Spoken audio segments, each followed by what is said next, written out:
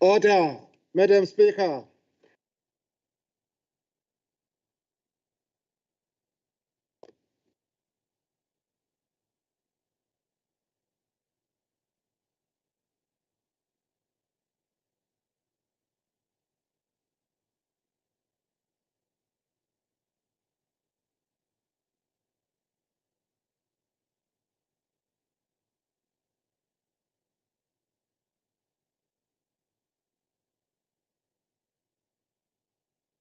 Cela sithathe leli thuba sikhuleke buthule.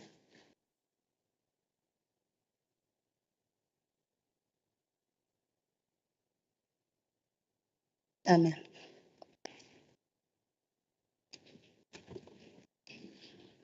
Amen.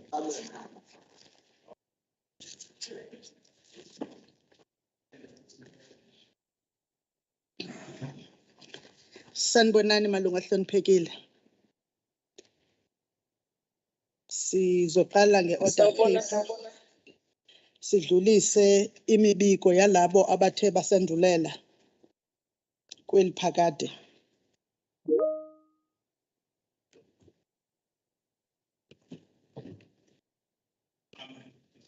Honorable members, let us keep in our thoughts and prayers all the departed souls who passed away as a result of natural and unnatural causes.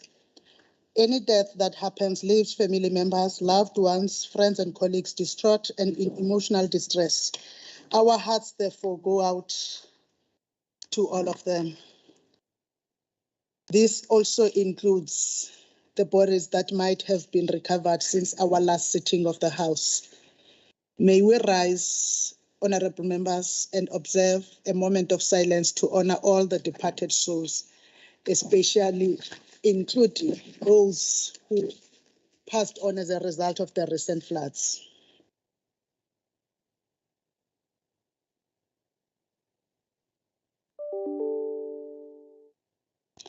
Yanga imiphefumulo yabo ingaphumula ingunaphakade.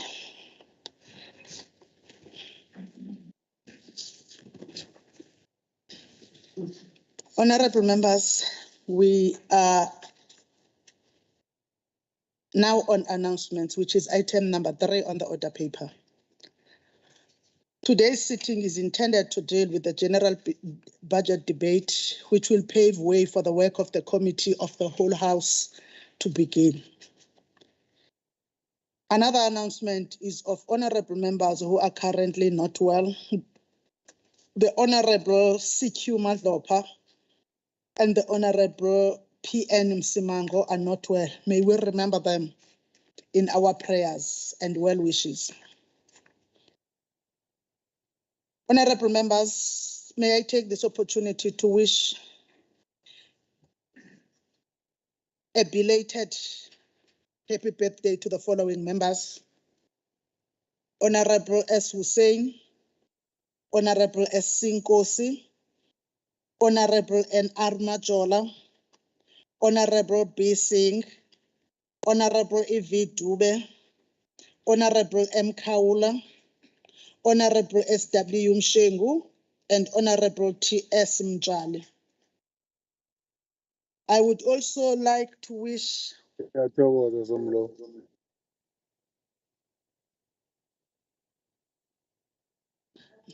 I would also like to wish a happy birthday in advance to the following members: Honorable N.B. Mtetwa, Honorable M.P.P. Zungu, Honorable G.N. Swart Bointombela, Honorable B.N. Sitole Muloyi,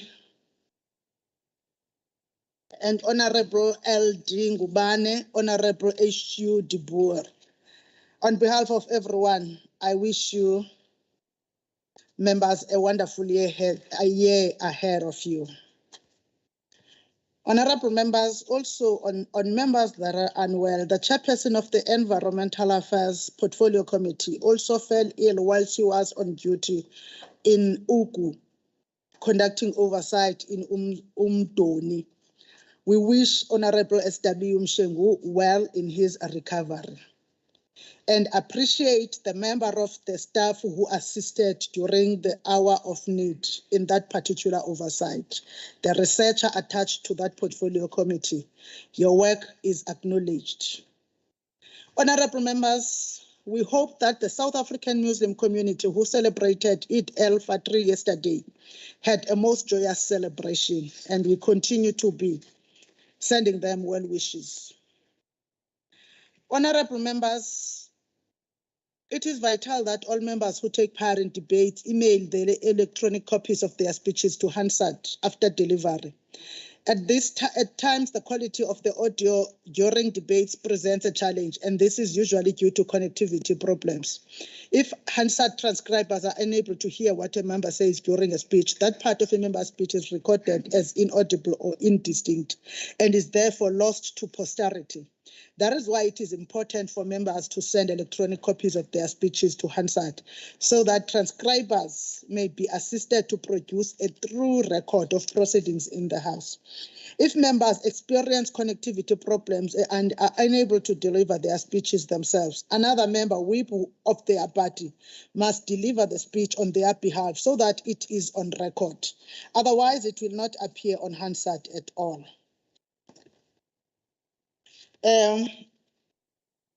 As Hansard is a verbatim record of speeches in the House, Honorable Duma, language practitioners may not insert written speeches that were not delivered in the House into the official record. As such, a practice would prevent other members from responding or even objecting to what a member has said in his or her speech.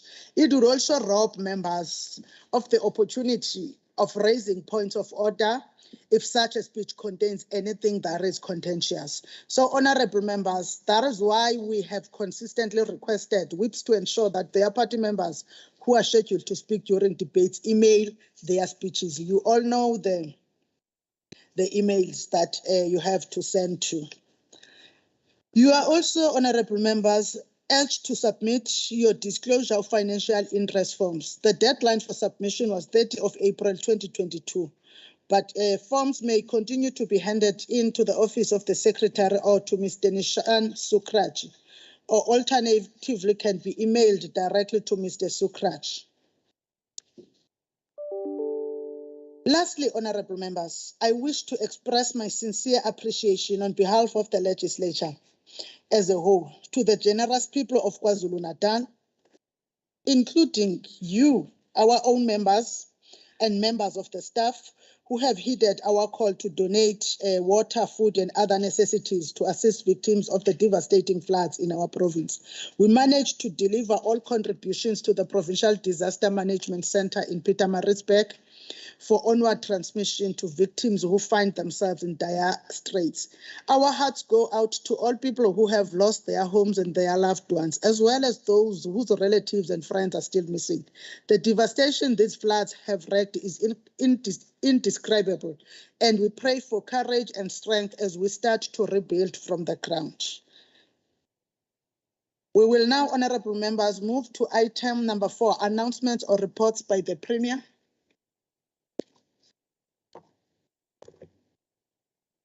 Thank you. Honorable Speaker, and members of this august House, we wish to join you in paying tribute to all of those who have passed on since our last sitting. We also wish all those who are reported to be sick speedy recovery, including Honorable Mshengu. Honorable Speaker, may you also allow me to convey our gratitude to our Muslim worshippers in KwaZulu-Natal for the month of the Holy Ramadan comes to the end. During the holy month, Muslims in KwaZulu-Natal joined the rest of the world in this period of prayer, fasting, and dispensing acts of charity. On behalf of the provincial government and the people of our province, we wish all our Muslim brothers and sisters growing strength and fortitude as we say Eid Mubarak.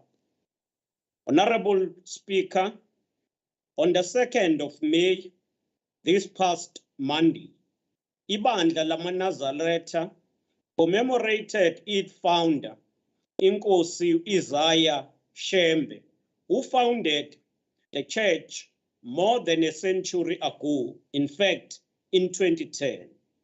It was on the 2nd May, 1935, that the founder of the Nazareth Baptist Church departed the world of the mortals, leaving behind a rich spiritual heritage that we take immense pride in as the people of the province of KwaZulu-Natal in South Africa.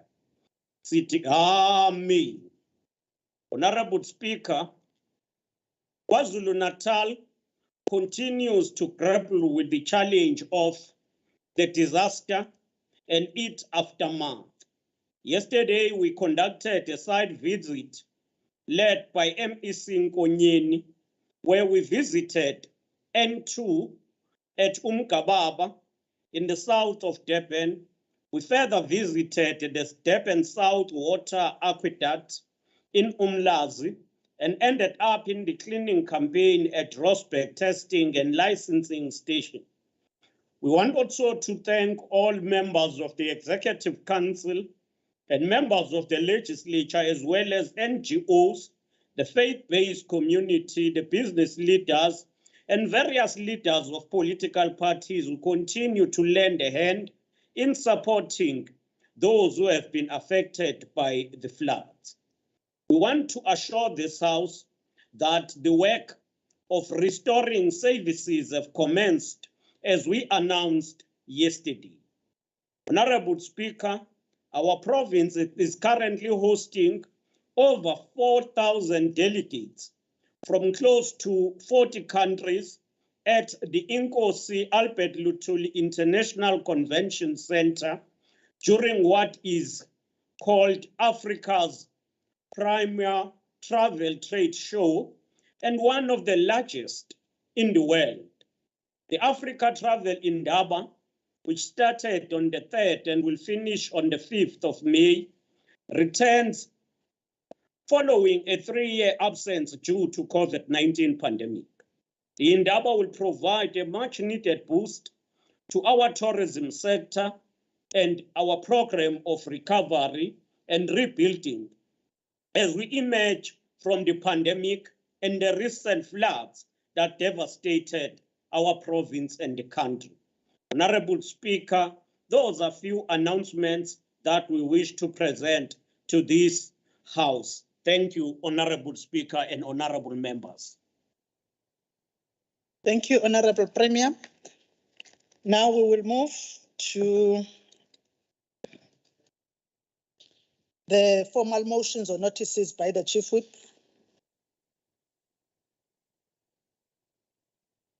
Sibonga Professor Mnomo asenalutho ngasesayidini lethu. Sibonga. Then we will move to tabling of reports or papers. The KwaZulu-Natal Legislature is tabling the budget performance in-year monitoring report for the month of February 2022, the budget performance in-year monitoring report for the month of March 2022, and we also have these budget reports from committees. The Standing Committee on Oversight tables its budget report. The Finance Portfolio Committee tables the report on the 22-23 Annual Performance Plan and Budget for Vote 6 Provincial Treasury, and also the 2022-2023 MTF budget hearings of the Finance Portfolio Committee. Now we'll move to the Health Portfolio Committee. They are tabling the report of the Health Portfolio Committee on 22-23 budget of the Department of Health. Conservation and Environmental Affairs tables the report of their report on the consideration of the 2022-23 budget and APP for the Department of Economic Development, Tourism and Environmental Affairs. Program 7, Environmental Affairs. The Transport Portfolio Committee tables the budget report. The Education Portfolio Committee also tables the report of the budget 2022-2023. Cooperative Governance and Traditional Affairs Portfolio Committee tables its report on the 22-23 budget report. The Community Safety and Liaison Portfolio Committee tables the report of their report on the 2022-2023 budget report. The Portfolio Committee on Premier tables their report on the 2022-2023 budget. The Portfolio Committee on Agriculture and Rural Development tables their report on the budget for 2022-2023. Social Development Portfolio Committee tables their budget report for 2022-2023. The Office of the Premier tables the draft annual performance plan for 2022-23, KZN Treasury annual performance plan 2022-23, and the consolidated financial statements for departments for the year ended 31 March 2021. The Department of Economic Development, Tourism and Environmental Affairs tables their annual performance plan for 2022-23, the KZN Growth Fund Trust Annual Performance Plan 2022-2023, the KZN Liquor Authority Annual Performance Plan 2022-23, the KZN Trade and Investment Annual Performance Plan 2022-23, the KZN Shark Sport Annual Performance Plan 2022-23, the Italy SOC Limited Annual Performance Plan for the period 2022-23 and 2024-25. Itala Development Finance Corporation Limited Corporate Business for financial year 22-23, KZN Ezemvelo Wildlife and Annual Performance Plan for 2022-23, the Richards Bay Industrial Development Zone Annual Performance Plan for 2022-23, the KZN Film Commission Annual Performance Plan for 2022-23, the KZN Moses Kotane Institute Annual Performance Plan for 2022-23, the KZN Gaming and Betting Board Annual Performance Plan 2022-23, Lamesi JV Property Investments Pty Limited Annual Performance Plan 2022-23, and the Dube Trade Port Corporation Annual Performance Plan 2022-23. The Department of Cooperative Governance and Traditional Affairs tables their annual performance plan for 2022-23, Reinkonyeni Local Municipality Oversight Report on Annual Reports of 2020-21, Umngeni Local Municipality Oversight Report on Annual Reports 2020-21, Nongoma Local Municipality Oversight Report on Annual Reports 2020-21, Umzumbe Local Municipality Oversight Report on Annual Reports 2020-2021, Big 5 Hlabisa Local Municipality Oversight Report on Annual Reports 2020-21, Zululand District Municipality Oversight Report on annual reports 2020-2021, eThekwini Metropolitan Municipality Oversight Report on annual reports 2020-21, Herugwala District Municipality Oversight Report on annual reports 2020-21, Ugu District Municipality Oversight Report on annual reports for 2020-21, KwaDukuza Local Municipality Oversight Report on Annual Report for 2020-21, Umkhanyakude District Municipality Oversight Report on Annual Reports for 2019-20, Umkhanyakude District Municipality Oversight Report on Annual Reports for 2020-2021, Umkhanyakude District Municipality, no, yes, it's three tablings for Umkhanyakude District Municipality Oversight Reports on annual reports for 2020-2021. Then Umvoti Municipality Oversight Report on annual reports for 2020-2021.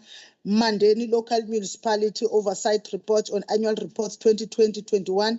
Ilembe District Municipality Oversight Report on annual reports for 2020-2021. The Department of Health tables their annual performance plan for 2022-23. There is also the tabling by Agri-Business Development Agency of the annual performance plan for 2022-23 and the revised strategic plan for 2020-2024.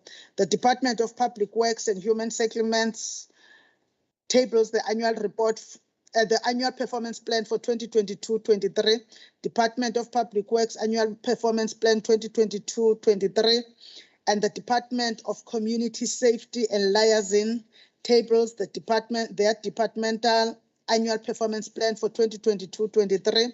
The Department of Transport tables their annual performance plan for 2022-23, their strategic plan 2020-2025. Department of Education tables their annual performance plan for 2022-23 and strategic plan 2010-20 and 2024-25. The Department of Agriculture and Rural Development tables their annual performance plan 2022-23. The Department of Arts and Culture, it's the new department, I so believe, are tabling the department, their annual performance plan 2022-23 and the strategic plan 2022-2025. Also tables KZN Amafa and Research Institute Annual Performance Plan 2022-23. The Department of Social Development tables the Annual Performance Plan 2022-23. The Public Service Commission tables the report to the National Assembly in terms of Section 1964E of the Constitution of South Africa for 1 April 2020 to March 2021. The overview report on financial misconduct for the 2020-2021 financial year, September 2021. The overview report on the implementation of financial disclosure framework for the 2020-2021 financial year. The overview report on complaints reported to the Public Service Commission during the 2020-2021 financial year as at October 2021. The consolidated report on Department of Health findings, recommendations, and implementation of recommendations as of November 2021. Now, honorable members, we will go to making the announcement regarding party voting during this hybrid sitting. You are reminded that this is a hybrid sitting with some members being physically present while others have connected virtually and will be conducted in terms of our standing rules. Rule 288.4 of the rule states that the presiding officer or chairperson must before or at the start of the discussion on the matter expressly inform members if a party vote will be taken. In line with the above, I confirm that the Finance Portfolio Committee report, Standing Committee on Oversight report, a party vote will be taken. A party vote is a collective vote on behalf of all the members of a party present at this hybrid sitting, up to the total membership of that party in the House.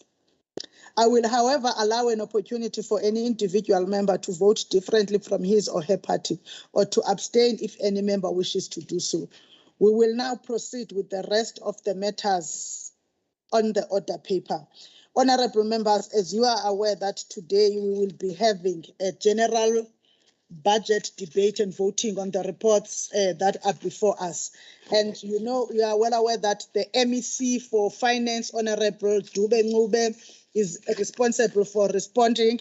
She has written to the Office of the Speaker to request to connect virtually and also respond whilst being connected. We have granted this because we understand that being connected virtually is actually making the essence of a hybrid sitting, because the hybrid is that of those that are physically present and those who connect virtually. Now, honorable members, we will start our debate with the report by Chairperson of Finance Portfolio Committee, the Honorable S. Sinkosi, for 15 minutes. Mpazim.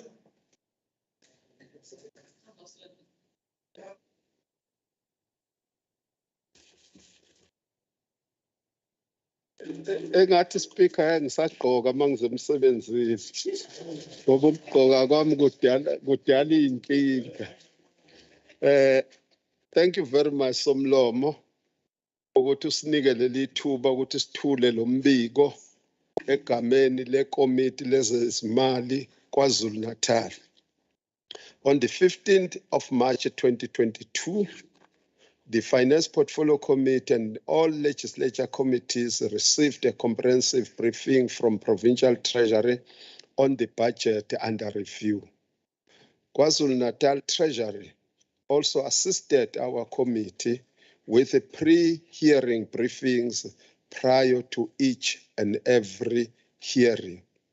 The Finance Portfolio Committee held the 2022-2023 MTF budget hearings with all 13 government departments and all the entities of KwaZulu-Natal from the 17th of March 2022 to the 19th of April 2022.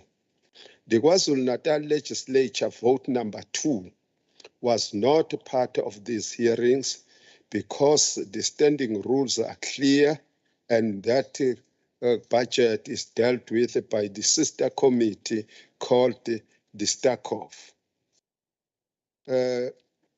Prior to each hearing, the committee received a comprehensive briefing from the Provincial Treasury on each and every department or entities on the budget projection. The pre-hearing briefings are very, very important in preparing the committee members for the hearings. During the hearings, departments and entities had to respond to all issues that were raised and want to confirm that they responded to our satisfaction. During the hearings, it was noted that many departments in the province have consistently failed to spend their budgets in full.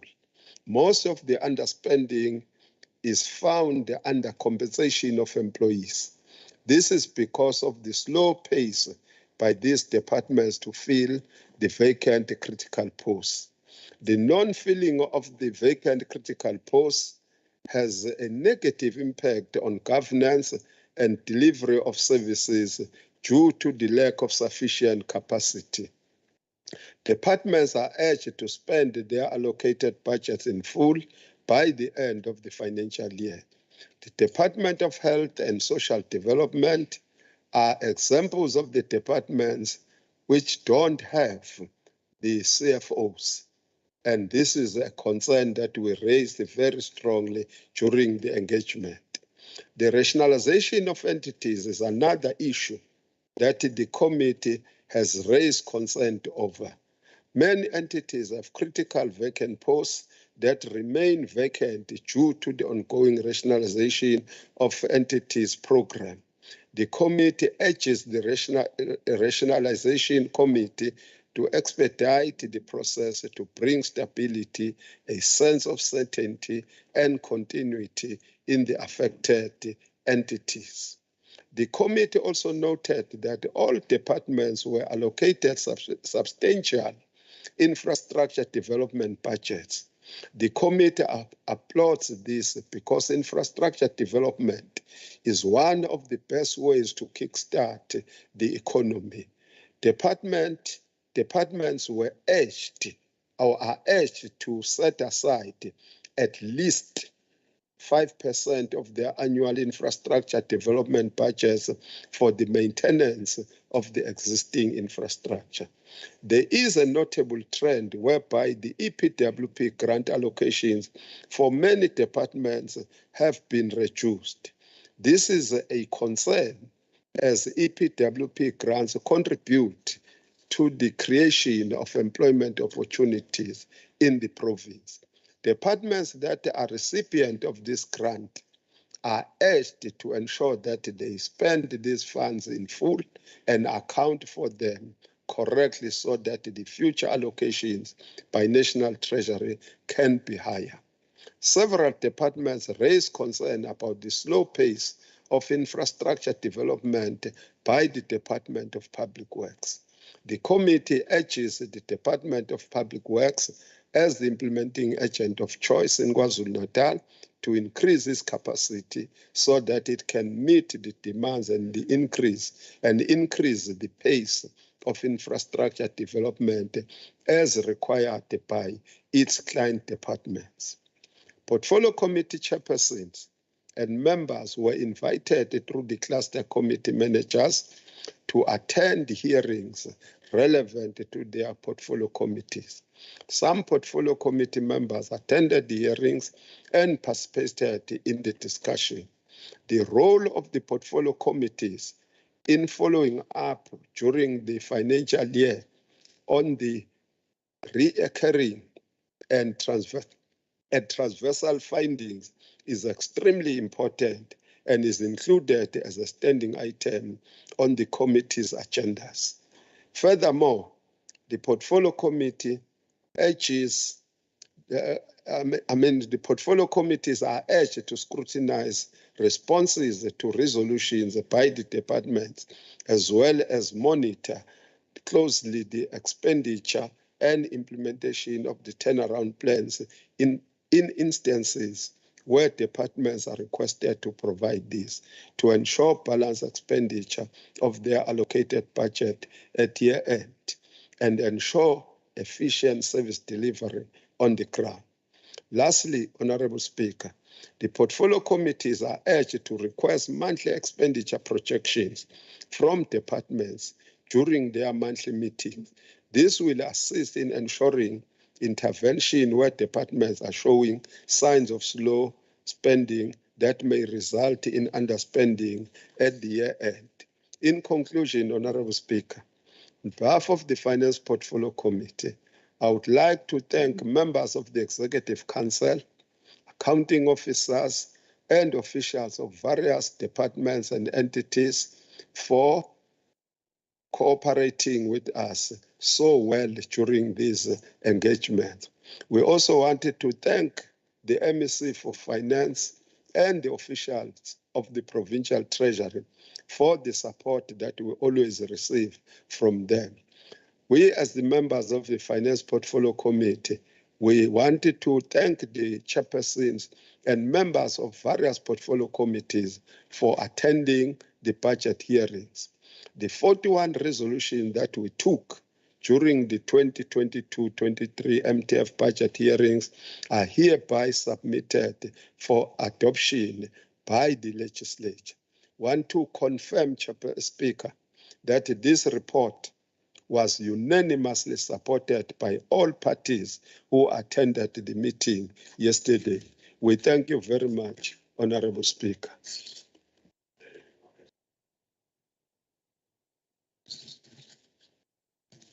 The next speaker is the Honorable Chairperson of the Standing Committee on Oversight, Honorable Ntombela, to present a report for 10 minutes.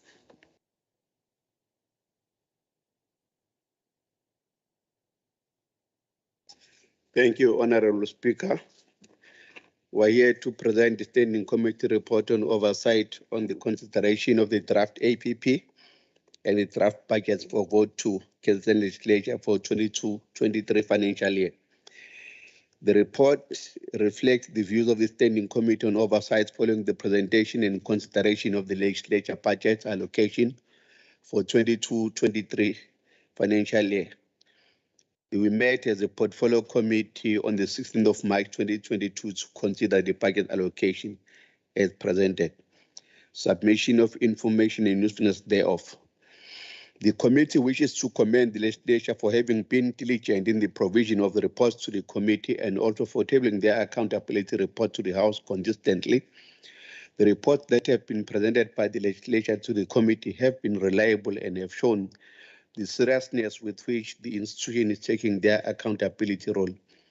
The committee also wishes to acknowledge the continued support from the budget analyst from the Provincial Treasurer, Ms. Claire Tripault.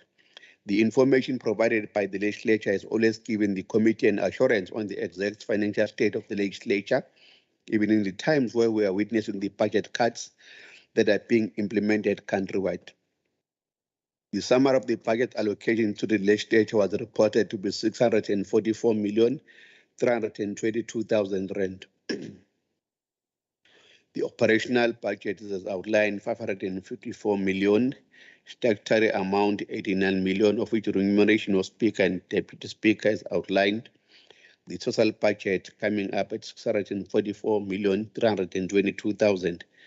Total to be appropriated, excluding members' remuneration, is 554,480. The budget consideration process. The committee was provided with the budget information in November 2021, where the financial situation of the Legislature was presented. Discussion documents were circulated and discussed in the committee in March 2022. The consideration of the budget comprised the budget hearing between the Legislature and the committee. The committee noted that the 2022-23 budget represents an allocation of a budget that has been cut. The implication of these cuts were announced with the presentation of the 2021 appropriation bill are that the Legislature is unable to fund critical posts that supports the core mandate of the Legislature. It was noted that there are still ongoing engagement with the Provincial Treasury to assist with the funding of vacant and critical positions. The committee has continued to note that the allocation mechanisms is not cognizant of the separation of powers principle, in that legislatures have to depend on the provincial executive for their allocation. What are the concerns and resolutions of the portfolio of the Standing Committee? Legislature approach on work and at the relaxation of lockdown levels. The committee noted the country has, since the last meeting of SACOF held in November 2020, relaxed regulations relating to gatherings. The committee resolved for the Legislature to concretize its plans regarding possible full return to office or attendance at meeting, keeping in mind that social distancing still needs to be respected. Noting that office space pressures as exacerbated by some of the rented buildings not being in well-maintained areas, rendering themselves inhabitable. The Legislature is requested to consider a new sharing approach of the existing Legislature-owned buildings so as to accommodate members and staff of political parties. A holistic approach to be explored on the office space needs. A parking allocation plan to be reissued to members, access cards for members to be programmed to access Tasam at Kalar. Corporate attire. Noting the lengthy consultation and extended period it has taken to take measurements of members for purposes of issuing them with corporate attire, that the Legislature must facilitate delivery of male jackets within a period of time of 2 weeks, and further that the consultation with the Women's Caucus to be given a short timeline in order to ensure that a decision is taken on the jackets for female members. As nibona abahlonishwa ngigqokile namhlanje, izeke abanye abahlonishwa ngathi sathi sibakalile kwagcina bakhuluphala angabe sabalingana kwathi ngalabe ya-adjust.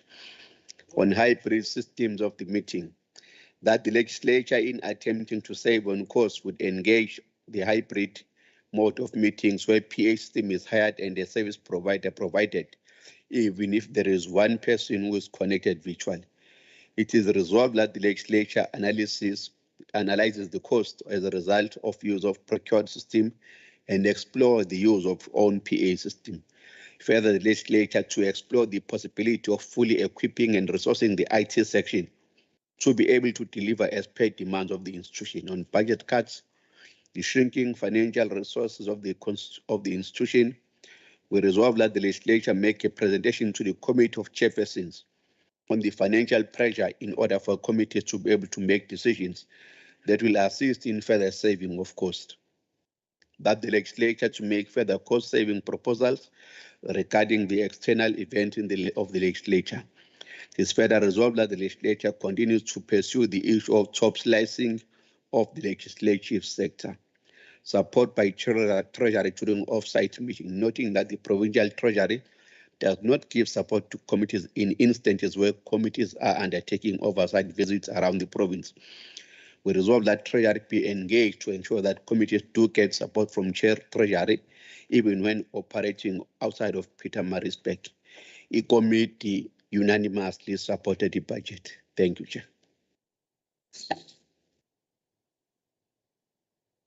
Thank you, Honorable Ntombela. We will now call upon the Honorable M. Govender on behalf of the ANC for 10 minutes. Thank you, Honorable Speaker. Honorable Speaker, we meet at a time when the province is still reeling from the impact of the worst natural disaster hit our shores. The magnitude of the disaster that has befallen us is immense, and we are all called upon to roll up our sleeves and assist in the reconstruction process. This is by no means an easy task, as funds are constrained. Honorable Govender. Yes, Honorable Speaker. Switch on your video, ma'am, please. Oh, my apologies, Honorable Speaker. I'm a bit technologically challenged here. Sorry. Oops. I'm trying, Honorable Speaker. Right. Is that okay? Honorable Speaker, is that all right? Yes, ma'am. Yes, ma'am. Yes, ma'am. Okay, thank you. Okay, so as I said, the magnitude of the disaster that has befallen us is immense, and we are all called upon to roll up our sleeves and assist in the reconstruction process. And it's not an easy task, as funds are constrained and resources and materials are both costly and harder to come by because of a multiplicity of factors, including the war in the Ukraine. It means that we have to make every rand, or rather every cent, count and ensure that our limited funds are put to the most effective use possible. So this general budget is thus tabled in the most trying of times. As the chairperson of the committee has stated, the Finance Portfolio Committee met with all provincial departments to look at their spending patterns over the past financial year, as well as their proposed budgets for the 22-23 financial year. I will focus on the resolutions of the committee pertaining to votes 11 to 14. The committee noted that an amount of 13 million was transferred to the Agribusiness Development Agency in the 21-22 financial year for the construction of the KwaZulu greenhouse tunnel and additional hydroponic tunnels and open field irrigation on a farm in Bulwer. However, reports on how these funds have or are being expended have not been forthcoming. It has thus been resolved that the accounting officer provide a report to the committee by the 30th of June, giving an update on the progress on this matter. We do need assurance that public funds that were allocated are being properly spent and are being accounted for. Let me now move on to the huge elephant in the room, Honorable Speaker, the payment of Izinduna. Firstly, let us commend the head of Department of COGTA and his team for conducting a headcount of Izinduna in the province and coming up with an authentic verified figure. This has resulted in a sizable reduction in the amount that will have to be expended on the payment of Izinduna. However, as we are all aware, the province really does not have the financial resources to meet the salaries and back pay due to Izinduna, and this has been a concern for quite some time. However, the head of department and his team informed us that the matter is receiving attention at the national level, and we have therefore resolved that a report must be submitted to the committee by the 30th of June providing an update on the status of discussions around the payment of back pay to Izinduna, and indicating whether the increments given to Izinduna will form part of the overall wage agreement for government employees. Honourable Speaker, we are concerned about the high number of vacant funded posts in the province. The failure to fill funded posts has several implications, including impacting negatively on the performance of provincial departments and entities, as well as underspending of the budgets allocated. We therefore urge all departments to expedite the filling of vacant funded posts and urge that accounting officers ensure that the required approvals to fill vacant posts are obtained timelessly from the MEC for Finance and the Premier. It is also a source of concern, Honourable Speaker, that the EPWP allocation to the Departments of COGTA and Social Development has been reduced. Whilst the EPWP allocation to COGTA is reduced marginally, the allocation to the Department of Social Development is slashed by a massive 4 million rand. Now, Honourable Speaker, the EPWP is intended to create much-needed short-term employment for unemployed South Africans. Any reduction in the amount allocated to provincial departments implies that fewer job opportunities will be created, and this is not on. We are therefore extremely unhappy with the reduction of these grants and have resolved that the departments must provide explanations for the reductions. Honourable Speaker, let me now move on to Vote 12, Transport. The bulk of Transport's budget is for the construction of provincial roads, as well as the maintenance of the provincial road network. We do, however, welcome the department's expanded vision, which embraces other modes of transport, such as aviation, maritime, rail, and pipeline, particularly as the province has to work hard to rebuild its economy after the drastic effects of the COVID pandemic, the July 2021 unrest, and the recent floods.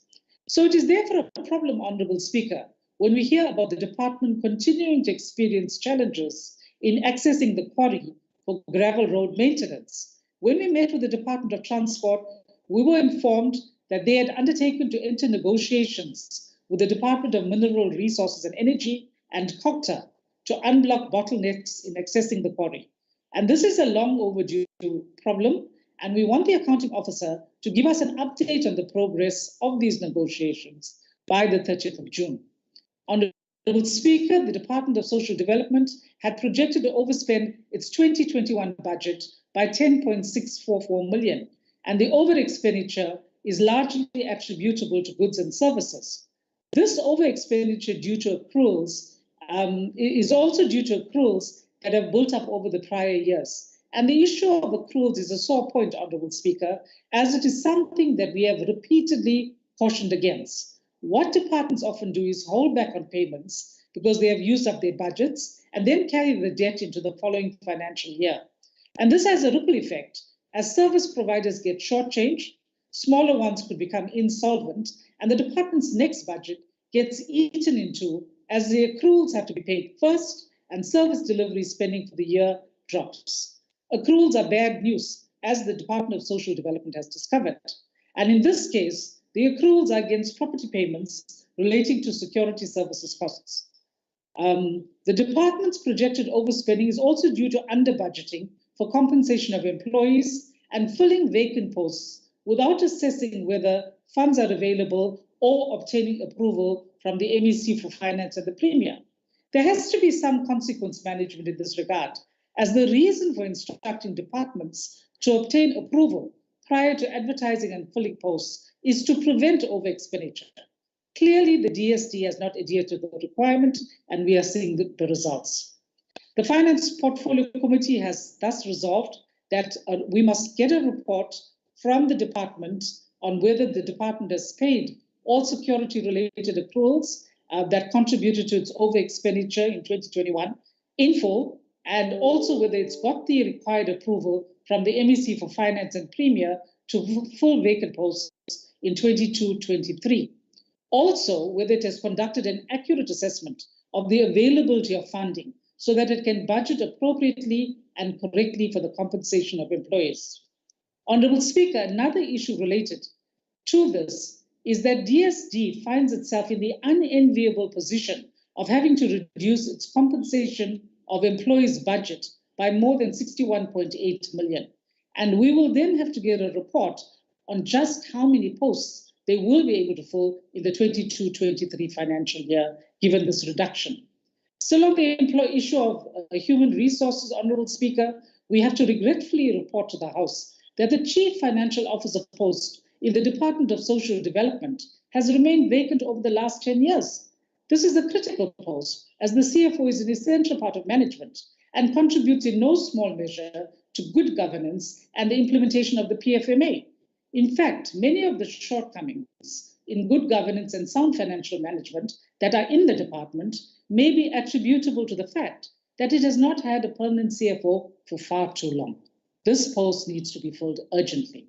So the accounting officer must report to the Finance Portfolio Committee by the 30th of June on whether they have obtained approval from the MEC for Finance and Premier to fill the vacant post of Chief Financial Officer, and if so, has the post been advertised? Have candidates been shortlisted?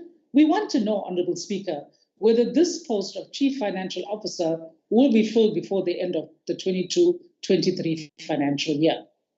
Honourable Speaker, there's been a major development in the provision of early childhood development services, with the ECD function shifting to the Department of Education. Your time is my time up, Honourable Speaker? Yes. Yes. Is my time up? Honourable Speaker? Yes, ma'am. Is my time up? Yes, ma'am. Yes, Thank ma'am. you very much, Honourable Speaker. Sorry about that. No, I don't know fine. what's happened to the alarm that usually goes off.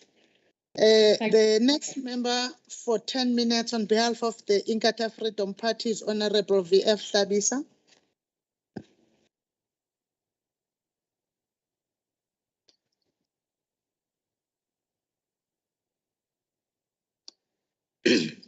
Honorable Speaker, honorable members, let me begin by wishing the South African Muslim community a joyous, peaceful, and prosperous Eid Mubarak 2022. When the Honorable MEC for Finance presented the KwaZulu-Natal 2022-23 proposed budget in the House on the 9th of March 2022, this was before the tragedy of the disastrous floods that have engulfed our province about 3 weeks ago and caused tremendous damage to the lives of our people, damage to property, household, businesses, and the whole infrastructure of the province. Service delivery has been severely affected, and this will remain so in some parts of the province for a very long time into the future. This has obviously presented a big challenge into the projected spending areas that were presented by the MEC into the House. Hopefully, the intervention by the national government through the declaration of the national state of disaster in KwaZulu-Natal will help alleviate and make up for the spending areas for which KwaZulu-Natal will have been financially incapacitated to attend. The recent tragedy into the province means that financially, the province now faces triple challenges of recovery that have to be catered for in the budget: recovery from the effects of the COVID-19 pandemic, recovery from the provincial 2021 July violent unrest, and now the 2022 April floods. Therefore, in welcoming the proposed budget tabled by the MEC, one has to hasten to say that it is not enough. It is obviously not up to the challenges that the province is faced with. Be that as it may, the IFP supports close attention to the proposed budget given to infrastructure spending. The MTF infrastructure spending amounts to 18.6 billion, 19 billion, and 18.7 billion, respectively. Whilst welcoming this sizable spending on infrastructure in the province, the IFP also raises the continuous concern on departments and entities that fail to spend the allocated finances on infrastructure in a given financial year and thus rob our people of the services and jobs due to them and the financial benefits due to the businesses in the province. This must be attended to, Honorable MEC. Another concern, Honorable MEC, is in respect of departments that fail to spend the conditional grants on time and subject our province to the return of conditional grant funds back to the national fiscus at the end of the financial year. When this happens, this is the money that gets lost for good to the people of KwaZulu-Natal. Over the MTF, conditional grants funding in the province amounts to 25 billion, 24.7 billion, and 24.6 billion, respectively. On each financial year, this money has to be spent and finished. In fact, Honorable MEC, the Premier should make the 100% spending of conditional grants in a given year to be one of the KPIs of the MECs. The IFP notes that our provincial equitable share from national is 20.4% of the national allocation to the provinces, which is number 2 behind Gauteng province, which gets an allocation of 21.5%. We are speaking at the time when South Africa is busy with the national census. Our people have to be encouraged to ensure their registration as citizens of our province. Our provincial government should ensure that people who are in this province are counted and that no one misses this registration, because such has a devastating financial effects into the equitable share allocation in the future. One notes that our 2022 equitable share has increased by 7.7 billion, but this is a mere recovery from the national budget cuts of the past 2 financial years. National Treasury has also allocated 3.4 billion to the provincial budget pressures, which has enabled provincial treasury to increase the education allocation by 1.8 billion, health allocation by 1.5 billion, and social development allocation by 41.5 million, and the Presidential Youth Empowerment Initiative allocated 1.5 billion. Honorable MEC, we must bear in mind that with these increases, the financial allocation also causes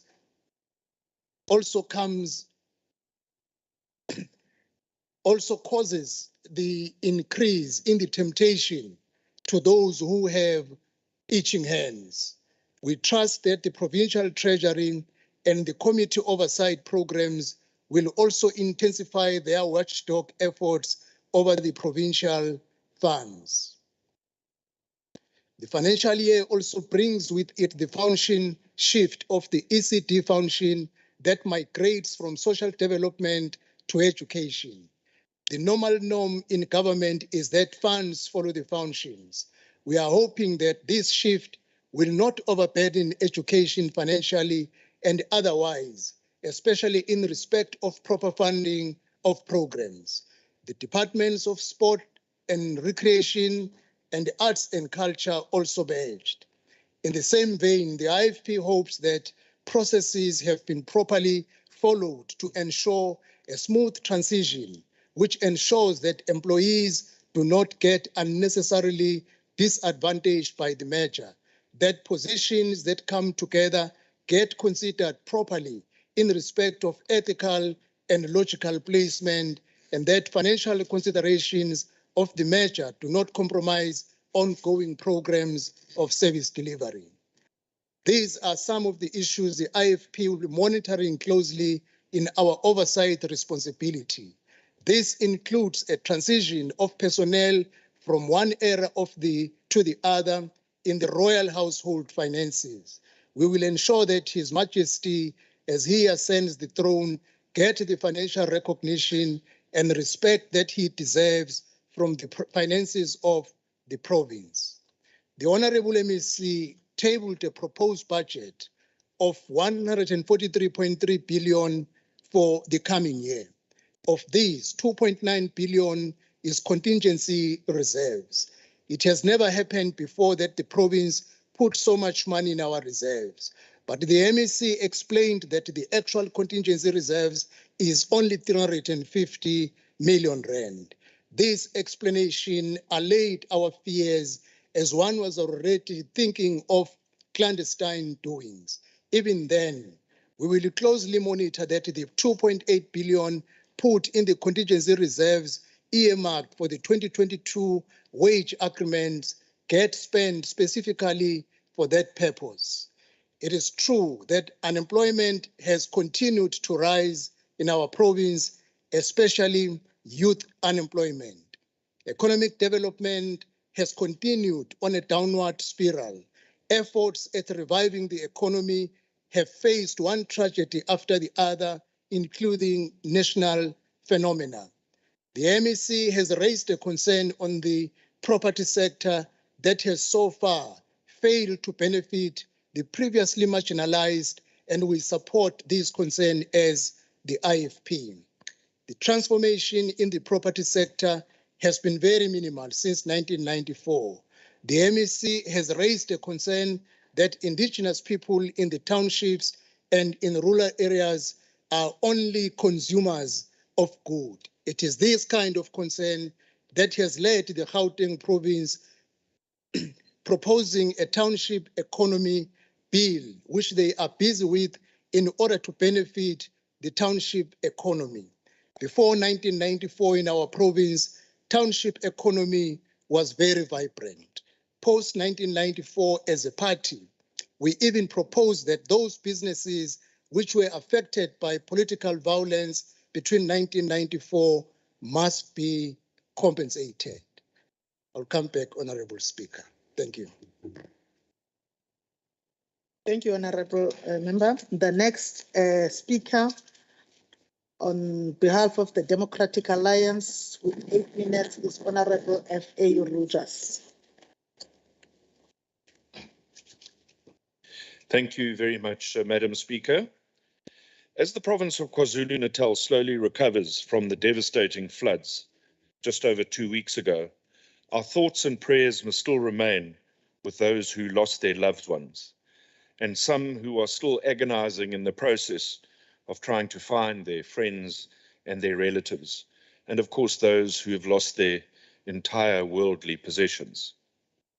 Madam Speaker, having spent many days and hours myself on the ground with the affected communities and witnessing firsthand the horror and the carnage that had unfolded, I truly pray that I will never live to witness another event of such death and destruction. Our province has had to endure a lot over the last 9 months, with the failed insurrection that beset, I suppose possessed would be good, that beset KZN in July 2021, a man-made disaster, and now the floods, which one could call an act of God, although by all accounts, global warming certainly is man-made and not that of God. As a result of these disasters, two startling and contrasting characteristics have emerged.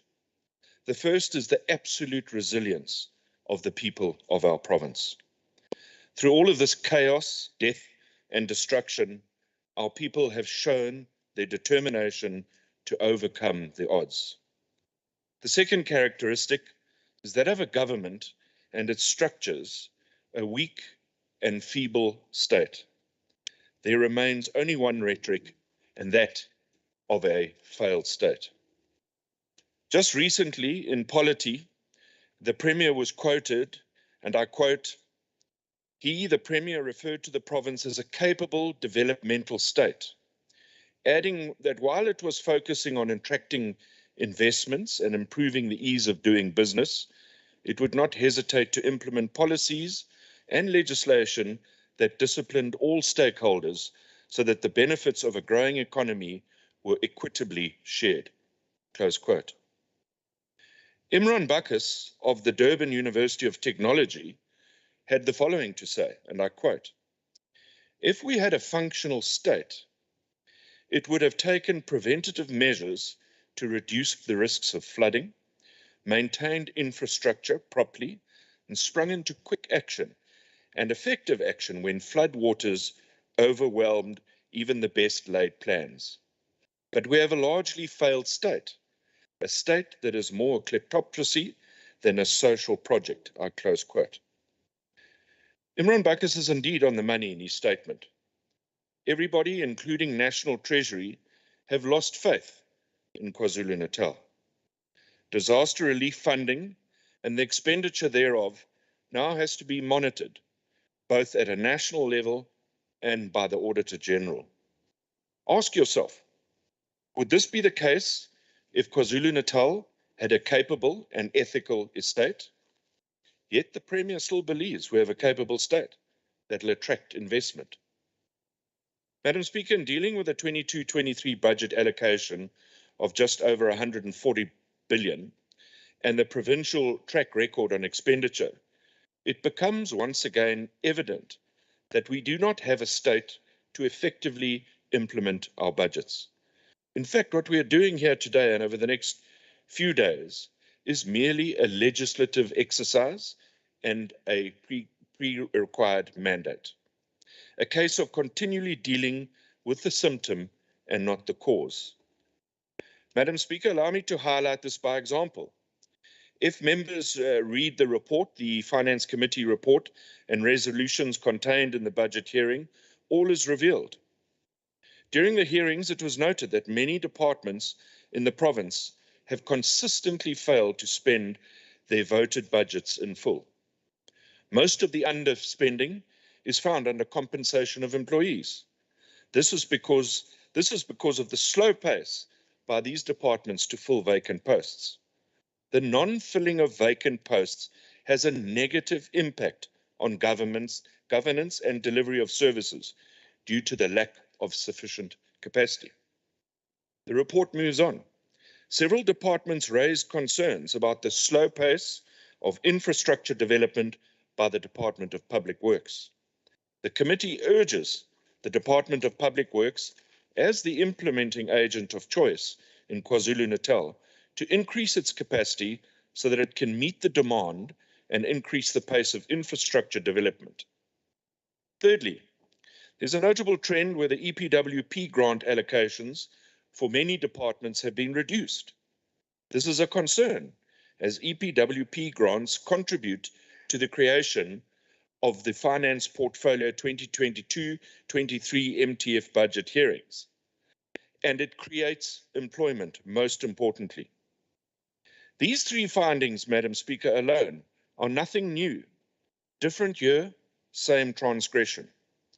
Can we honestly say to ourselves that these continual failures are the signs of a developmental and capable state? Quite simply, the province continues to fail in its financial mandate. The committee report continues. Portfolio committees are urged to request monthly expenditure projections from departments during their monthly meetings. This will assist in ensuring intervention where departments are showing signs of slow spending that may result in underspending. You see, Madam Speaker, 3 years ago, the Finance Committee put forward a transversal resolution to this House, which was adopted, and compelled departments to submit monthly expenditure and cash flow projections to portfolio committees. Was this resolution implemented? The resounding answer is no. And it comes back to what I said earlier. This process that we're doing now is nothing more than a tick box exercise, merely a mandatory legislative exercise. Are there consequences for this habitual failure? Clearly not. Otherwise, we wouldn't be continuing ad nauseum.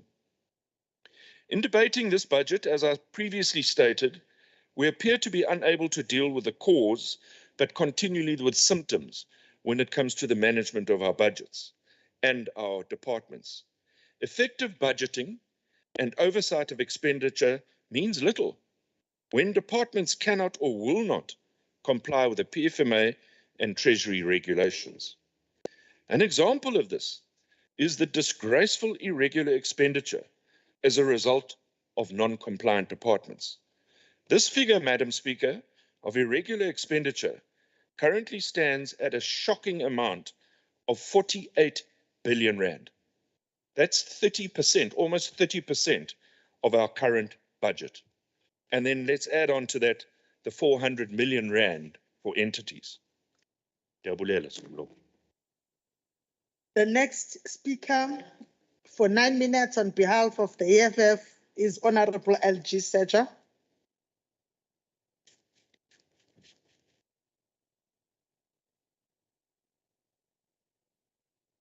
Honorable Seja. Is Honorable Seja on the platform, on the virtual platform?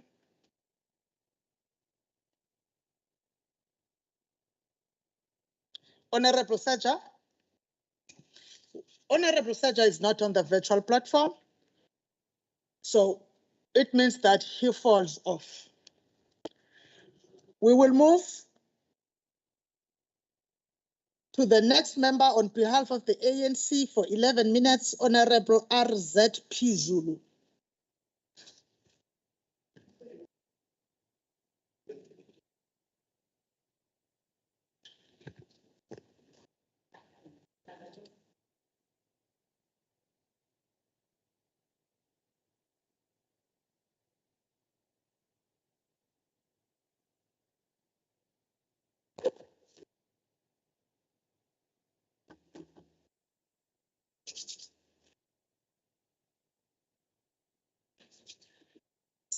Siyabingelela somlomo eshamthetho sakithi KwaZulu-Natal. Sibingelela wonke amalunga eshamthetho akhona. Sifisa ukujoyina umuzi wakwaZulu-Natal somlomo ekuzwelaneni nabantu bakithi abalahlekelwa amalunga emindeni yabo. Kulezi khukhula ezidlule nemphefumulo yabantu bakithi. Somlomo inkulumo yami ibhekiswe eminyangweni ehlukene. Ngizongena kuyo esiqhubeka.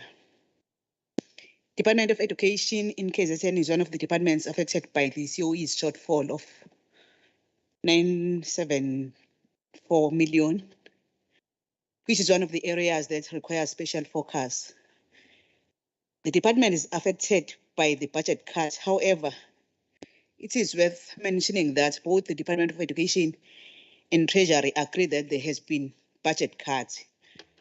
But the department has reported that budget cuts amounted to 5.65 M, whereas the Treasury reports on 18 million rand. When the Finance Portfolio Committee engaged with Treasury, it was clear that this shortfall is catered for on the 1.83 billion on the equitable share allocation, which we believe it then addresses the shortfall. Somlomo, ECD function and its grant has been transferred from DSD to DOE, and it has recorded a shortfall of 59 million, and it has been raised with Treasury.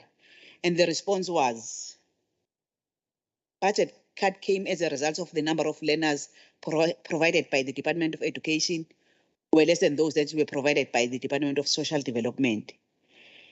Obviously, this shortfall will put pressures to the Department of Education, which might force the department to reprioritize from within its budget.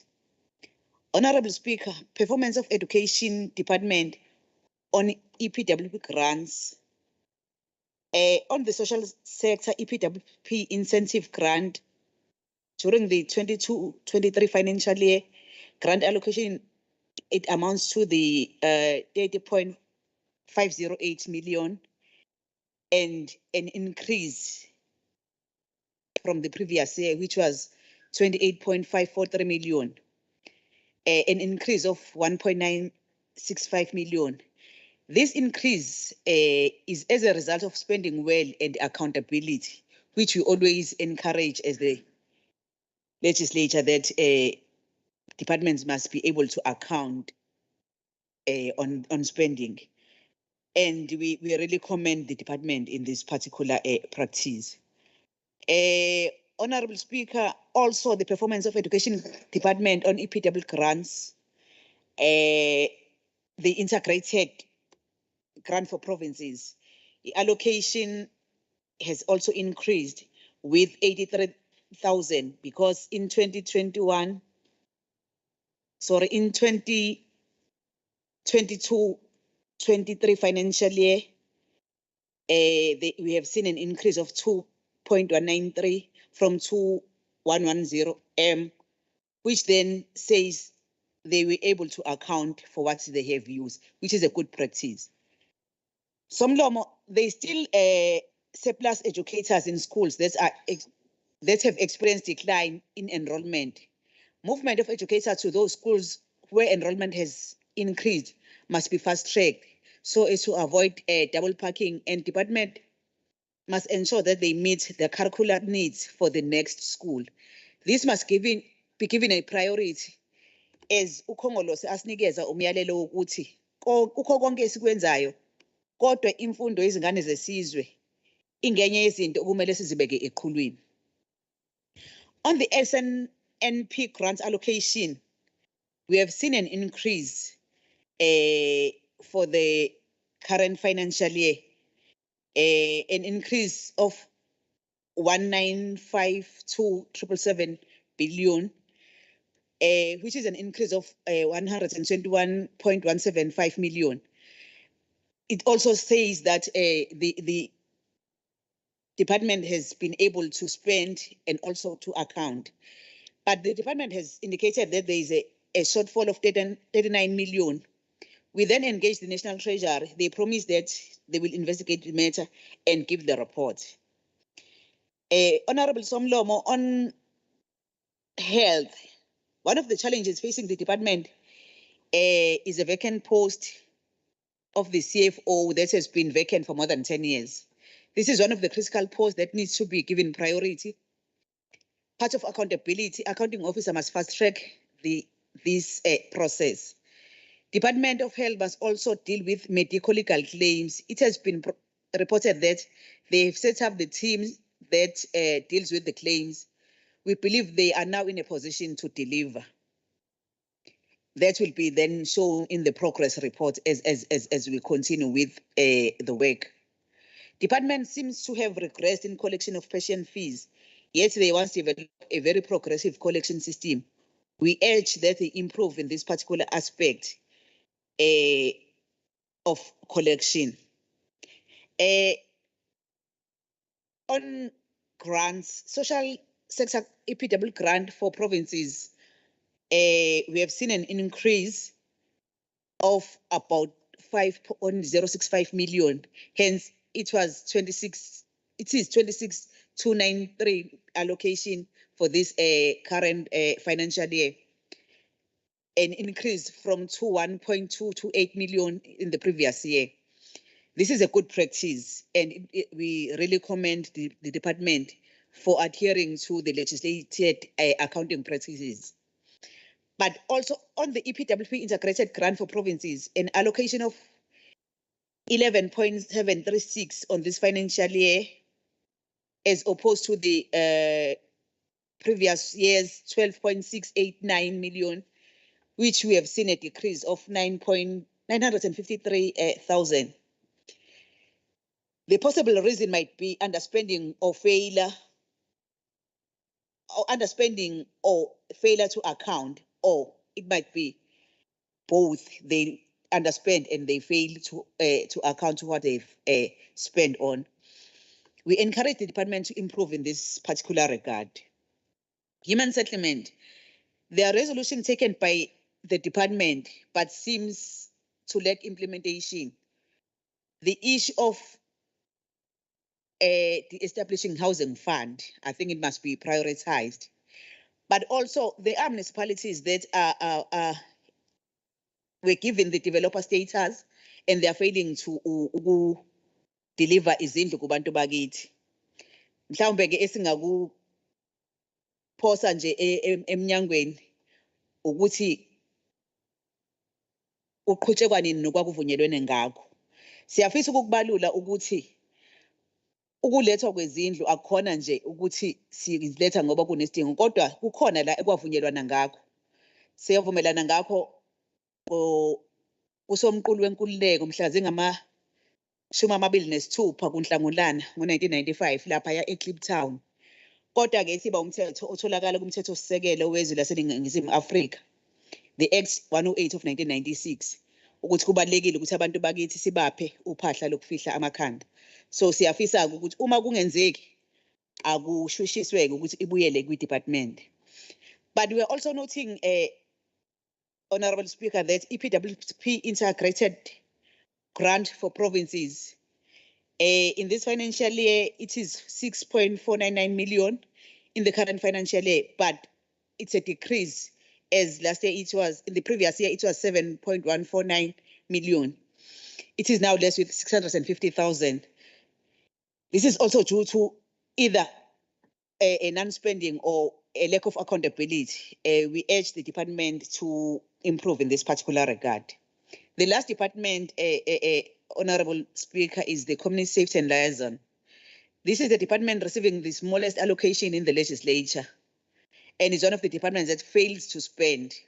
Somlo, we are asking for improvement to administration and a closer look in the form of an oversight role by members of the portfolio, as we emphasized to them when we had the consultation with the department.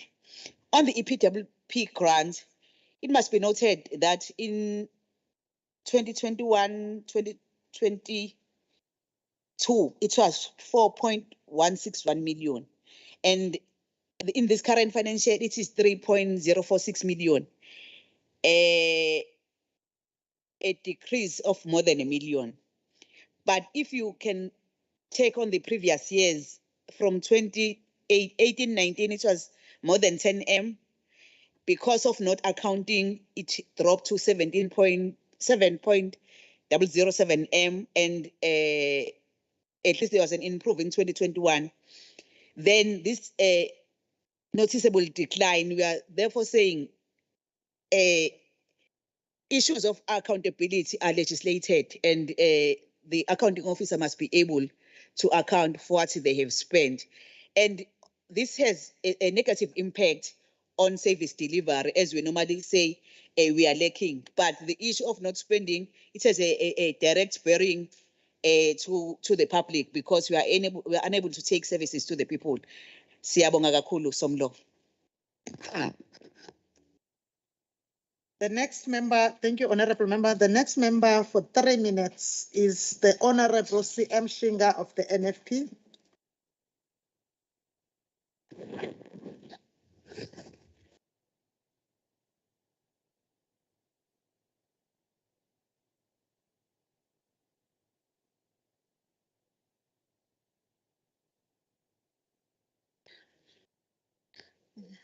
Honorable Speaker, honorable members, distinguished guests, and viewers. Honorable Speaker, it is time to rebuild our economy as the province of KwaZulu-Natal and create more job opportunities.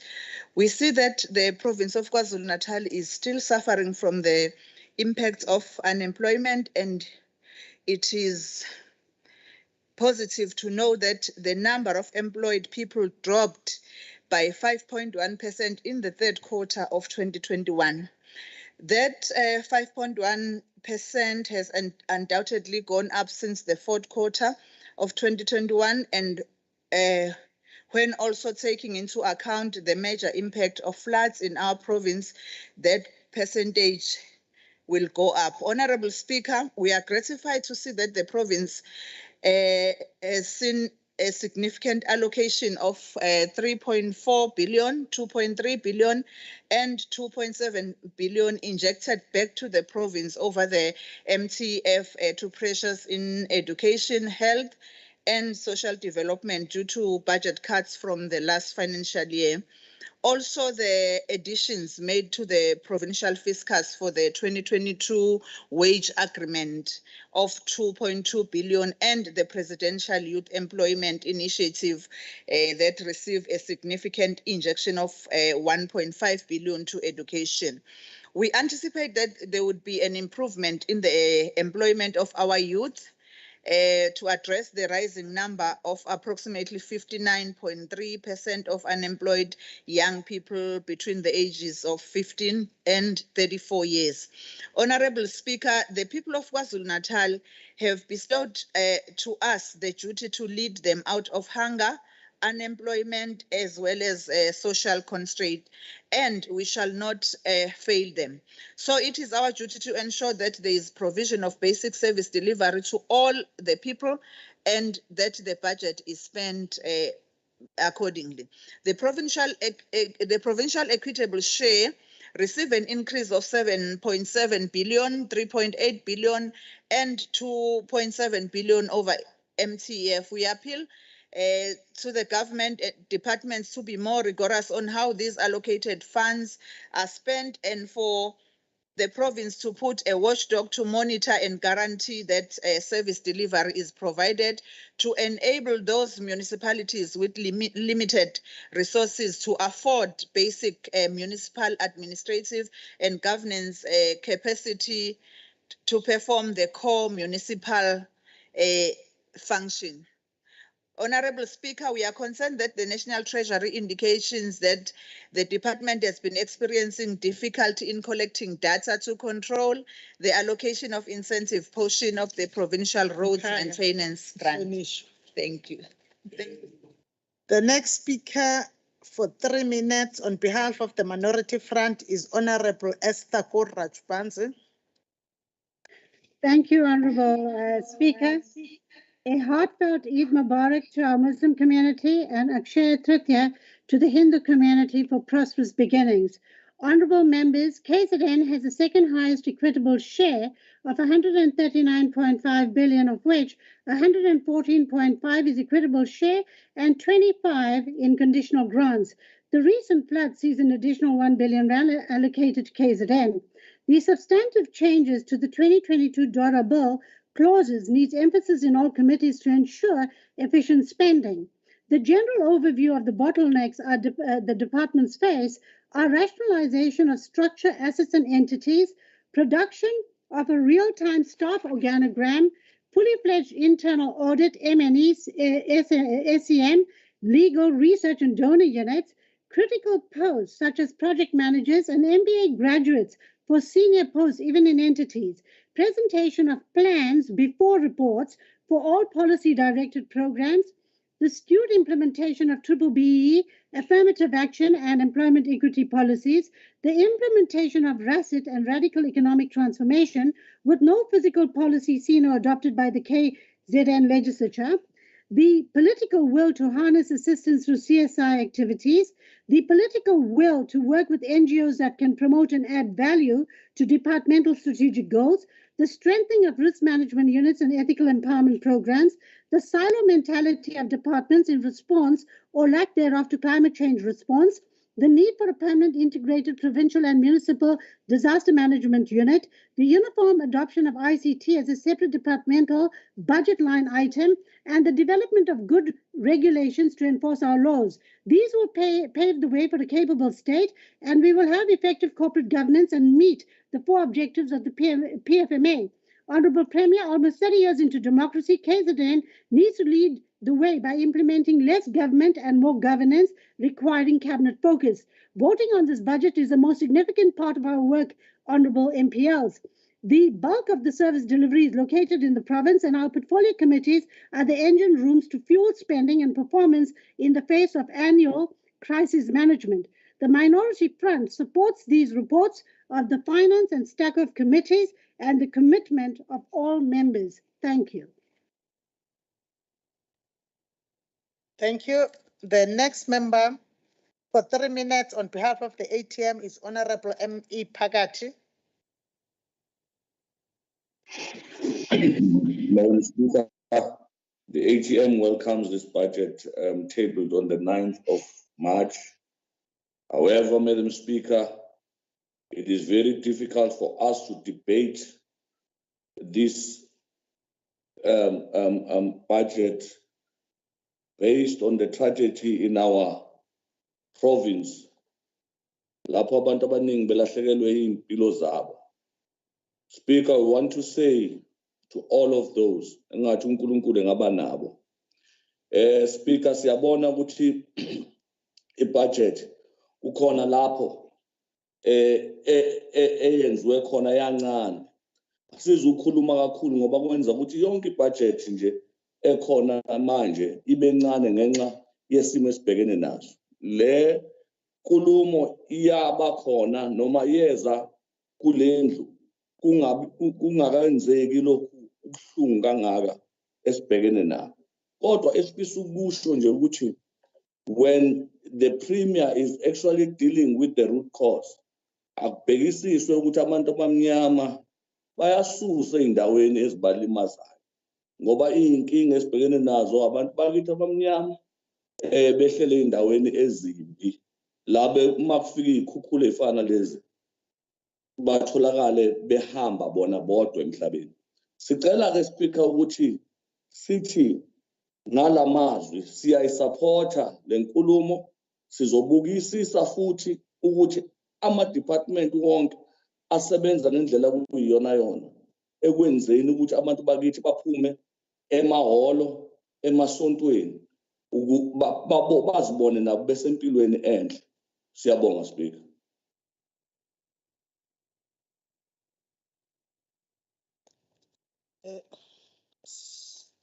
Siyabonga. The next member for 11 minutes is Honorable MPP Zungu of the ANC.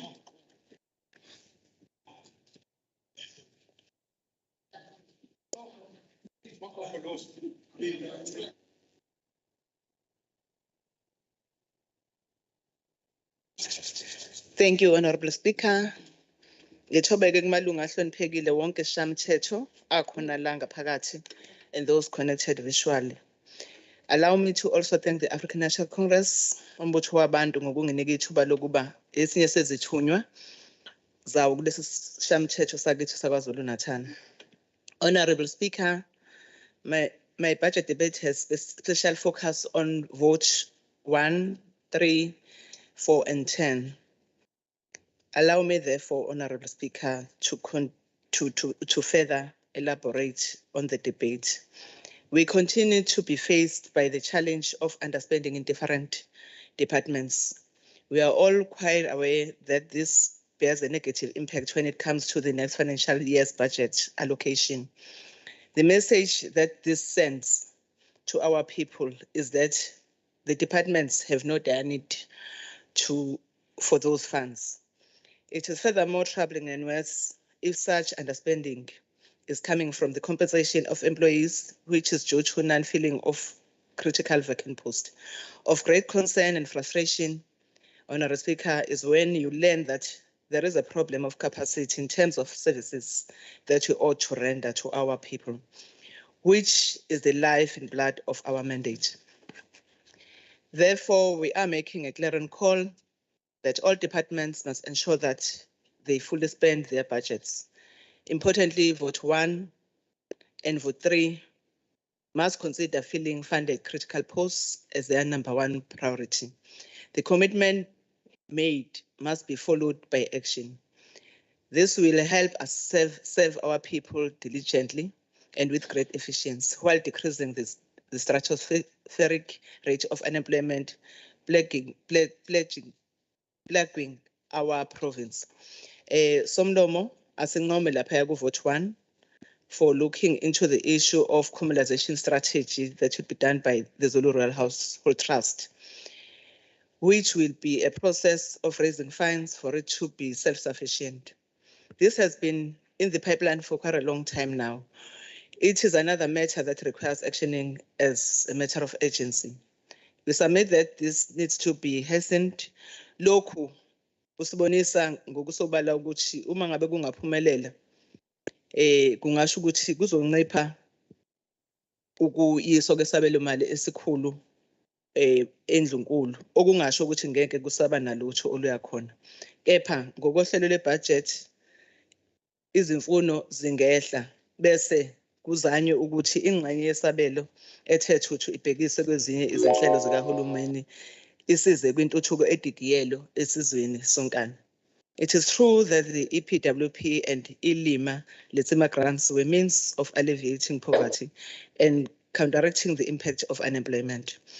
Therefore, the reduction in the allocation of funds will affect a number of people. However, Votary needs to ensure that they utilize these funds fully. In the same breath, the dispute between Intingwe, T Estate and Ithala needs to be resolved so that it is able to incorporate with the ADA to offer better support and ensure the sustainability of the Intingwe estate, which will give a good input in terms of the state of the estate continuing to offer job opportunities for our people. Ngaleyo ndlela ke somlomo bazokwazi ukuzophilisa abantu baxoshe ikade eziko. Honorable Speaker, whilst noting and accepting the merging of Department of Sports and Recreation and the Department of Arts and Culture to be one vote, which is now vote 10, that is named now as Department of Sports, Arts and Culture. We are looking forward to seeing the organogram, which will clearly guide all working relationships within the department. Mhlonishwa Somlomo, asekubeke kucace ukuthi nakulo mnyango kukhona okunganambithiseki kahle nokuthinta abantu ekuhlaleni. The massive budget cuts incurred in the library services grant of 13 million and infrastructure budget allocation that was reduced by 22.9 million is really not acceptable and cannot be taken lightly. But the plans the department shared as means not to encounter such in future if implemented well. We believe ngeke kube isinkwa semihla minyaka yonke lema sikhuluma ngebudget. Ezinye zezinto somlomo siyazikhuluma kakhulu kepha uma ukuphathanisa okushiwo nokwenziwayo kucaca ukuthi ayihlabe ngakomesa. We have been encouraging sports and support of grooming talents. Hence, the departments need to ensure that tools needed for such are available and all sporting codes are catered for. Sekusifundazwe ke somlomo la sihaqo kakhulu ubugebengu izidakamizwa sidlalubo sibukeka sinqeshelwa nawo uthando lwethu ngendlela nje izinga lokubekezelelana ngasekho ngayo noma elehle ngalo kubantu kwenza umuntu akubone kubalekile ukuthi sibuyele noma sibekeze ezinye zezinto ebesijwayele ukuzenza that used to shape as a nation, like nurturing of kids to be active in sports. That was done because it's a shared belief that an ugly mind is devil's playground, but also the notion that the healthy mind lives in a healthy body also yenza ukuthi sisibone isidingo sokuthi kusizwe kakhulu kwakhiwe isizwe through sport. We need to take stock of the critical values that amongst many sports instill, like discipline. And this goes for all sport codes. Hence, it is vital that the assistance is given and shared equally. Kungabikho a sport code that lacks proper support ngokama equipment. In terms of vote 4, we have noted with such great concern, worry, and disappointment a sharp reduction in the KZN Growth Fund from 262 million down to 69 million. This is almost a complete obliteration of the budget. This will surely have a negative impact on the province's economic growth. Strategic option amongst many, the creation of Black industrialists as per the Black Industrial Development Program. The House will need to be enticed and taken into confidence on the details that inform this huge reduction. If we care about the growth and well-being of this province, this House cannot turn a blind eye to these developments. We call upon Department to expedite and consolidate the mega of public entities for centralization and effective coordination of activities. This is a critical aspect to empower and support. Honorable Speaker, we welcome and support the budget and plead with the accounting officers from all departments to ensure that all reports are presented to the committee by the 30th of June 2022 as per the resolutions.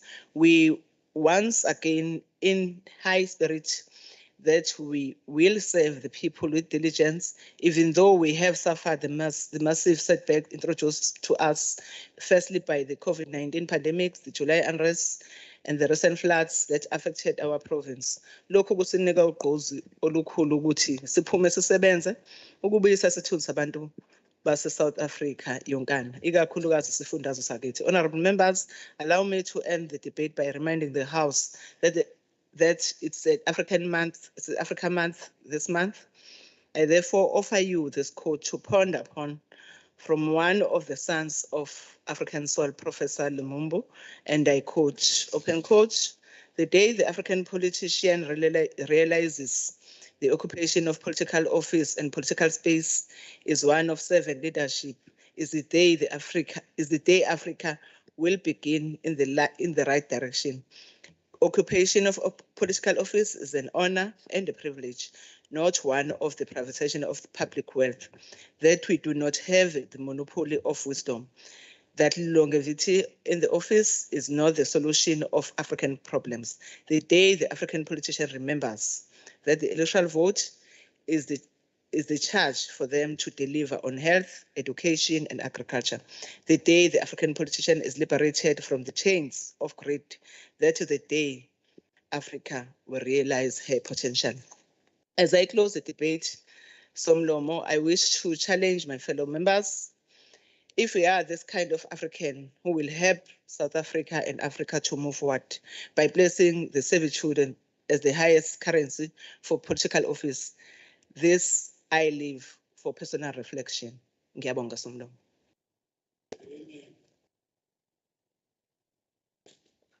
The next speaker for 3 minutes is on behalf of the ACDP is Honorable S.E. Manuel. Greeting Speaker and protocol observed.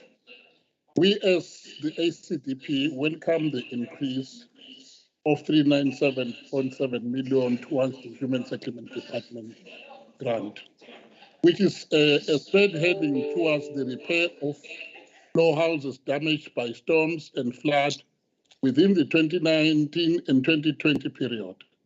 However, we do know now that due to the recent catastrophic flooding, there is a need for a greater allocation towards the department to cater for the thousands of families that lost their houses throughout KwaZulu-Natal.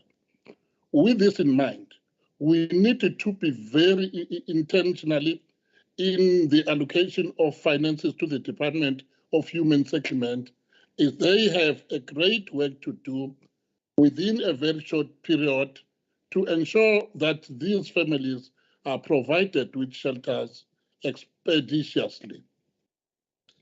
We also noted that the budget, the Department of Education has been apportioned more sum of our budget, followed by the Department of Health. This is welcome as these two departments are one that faces the grave challenges and tend to fail our citizens. Our classrooms remain overcrowded and under-equipped, compromising the education of our learners. This budget needs to ensure the employment of more teachers to help the learners' needs within the schools. There's a number of qualified teachers sitting at home with their qualification in hand. Therefore, there is a manpower readily available, and most of them is youth. Education department need to prioritize the completion of schools building to realize the local of to release the load of overcrowding in school. Within the world moving towards the fourth industrial evaluation, our schools need to have the resources to best equip and prepare our children for the change in industrial, and this allocation allows for that. However, it must be noted that there is a high level of criminality within our province could result in theft of computers and other IT equipment. So our schools need to be equipped and have sufficient security in place to ensure that in avoidance at this could result in a large budget towards replacing such and could disadvantage our learners. In closing, Speaker, Thank you, Honorable. Thank you, Honorable Mangale.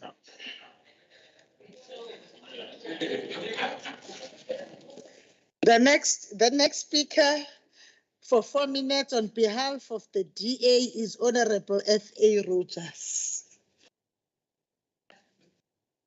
Do you want me to stand like that? Thank you, Madam Speaker. May I firstly also apologize to Honourable Zungu. I see she's left the House for my eagerness. I thought I was next up on the platform, but I want to get in before my brother there that wears the same shirts as I do. Madam Speaker, you know, I always have the saying, as leadership, we can't talk left and walk right. And it needs to start at the very top. Now, the Premier recently issued consequence management frameworks out into the departments, which is to be welcomed. But here's the catch. You need to lead that charge from the front. I want to remind this House a while ago, there was an investigation, forensic investigation into an e-procurement tool undertaken by Treasury. And that process was completed on the 18th of March. In fact, I have a copy of that document here. And you'll also remember that the Premier then took the matter away from Treasury and he undertook to investigate the matter. Well, I put in various PIE applications to the Premier's office to obtain a copy of it. I didn't even get an acknowledgement from the Premier's office. Eventually, through a very progressive scoper and through a finance committee, we requested a copy from the Premier and it was delivered. Now, if we're going to talk about accountability and consequence, here, in my opinion, is a prime example of a failure. Now, there are four senior officials in Treasury implicated in this report. I also want to remind members and take your mind back that the HOD at the time when this forensic investigation came out and went to the Premier's office was actually removed from Treasury and taken across to one of our entities. Now he's implicated, seriously implicated. I also want to remind this House that one of the things was that this procurement tool started at 7 million rand and ended up at 29.8 million rand. Forget about the fact that National Treasury never wrote this off. This is my question, and this is why I always say, if we want to be serious, Madam Speaker, if we want to build a capable and ethical state, as the Premier says, then let's hold people accountable. Let's not shift people around. I don't know what it is. Is it because they're connected? You know, another one comes to mind. Recently, I saw on Facebook that Comrade Sizwe Mkunu was praising Kuzeni for giving him a job at the Richards Bay IDZ as a member of the board. Now, I mean, was he appointed there because of his capability, or was he appointed because he jumped ship and joined the ANC? So if we're going to talk about protecting people and individuals, let's be honest. Let's put our differences aside and let's be honest. Let's appoint the right people. At the beginning of my debate, I indicated that there's a lack of capacity, and that's why Treasury has a problem in dealing with irregular expenditure. But again, there's no consequence. It's up to us, members of this legislature. We're going to have to ensure that there's accountability and consequence. Otherwise, we're heading down a fiscal dead end. Thank you, Madam Speaker. I don't think the honorable member is honest. The next member for 5 minutes On behalf of the ISPs, Honorable V.F. Hlabisa.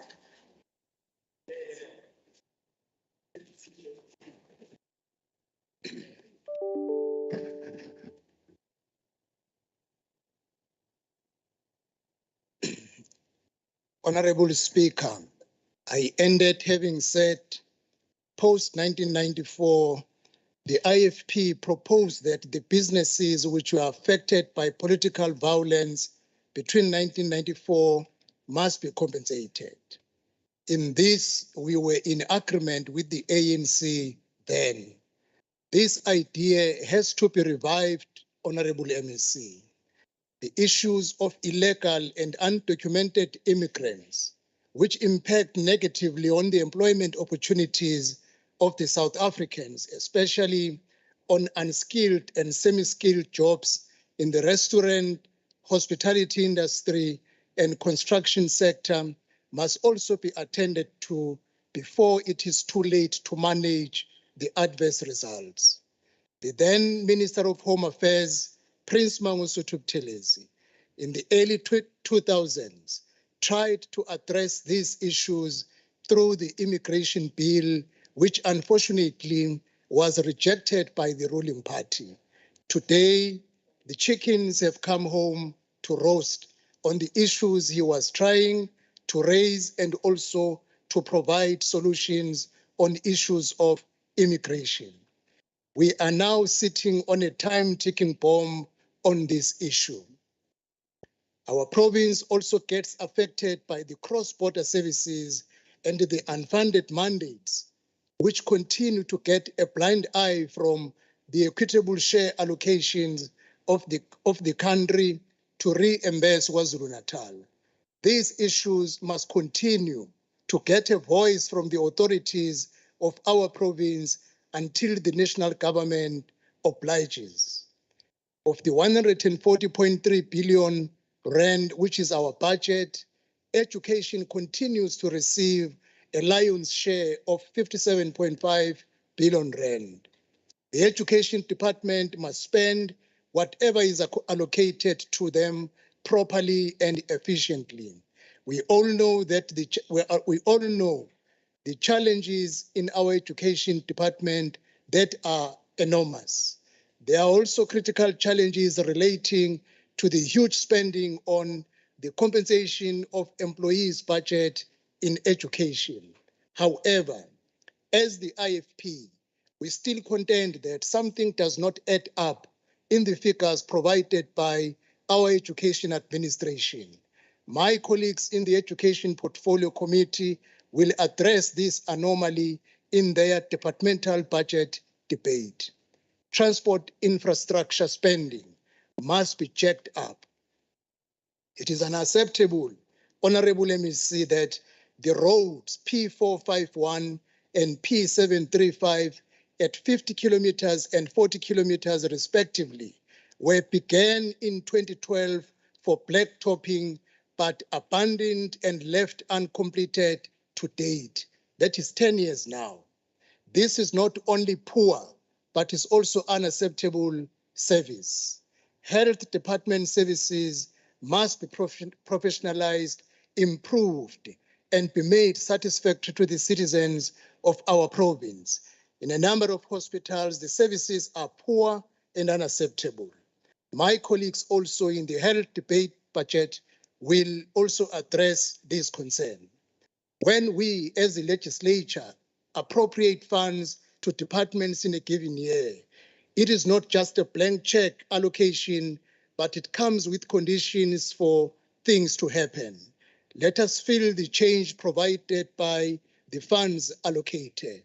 Honorable MEC, let me conclude by pointing out that it is unacceptable that as of March 2022, the KwaZulu-Natal government had accumulated 48 billion rand irregular expenditure. This is unacceptable.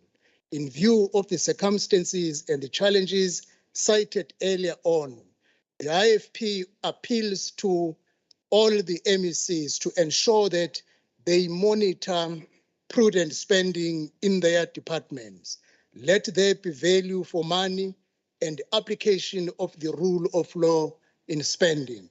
Thank you, Honorable Speaker. The next speaker for 10 minutes on behalf of the ANC is Honorable S.A. Duma, the Chair of Chairs.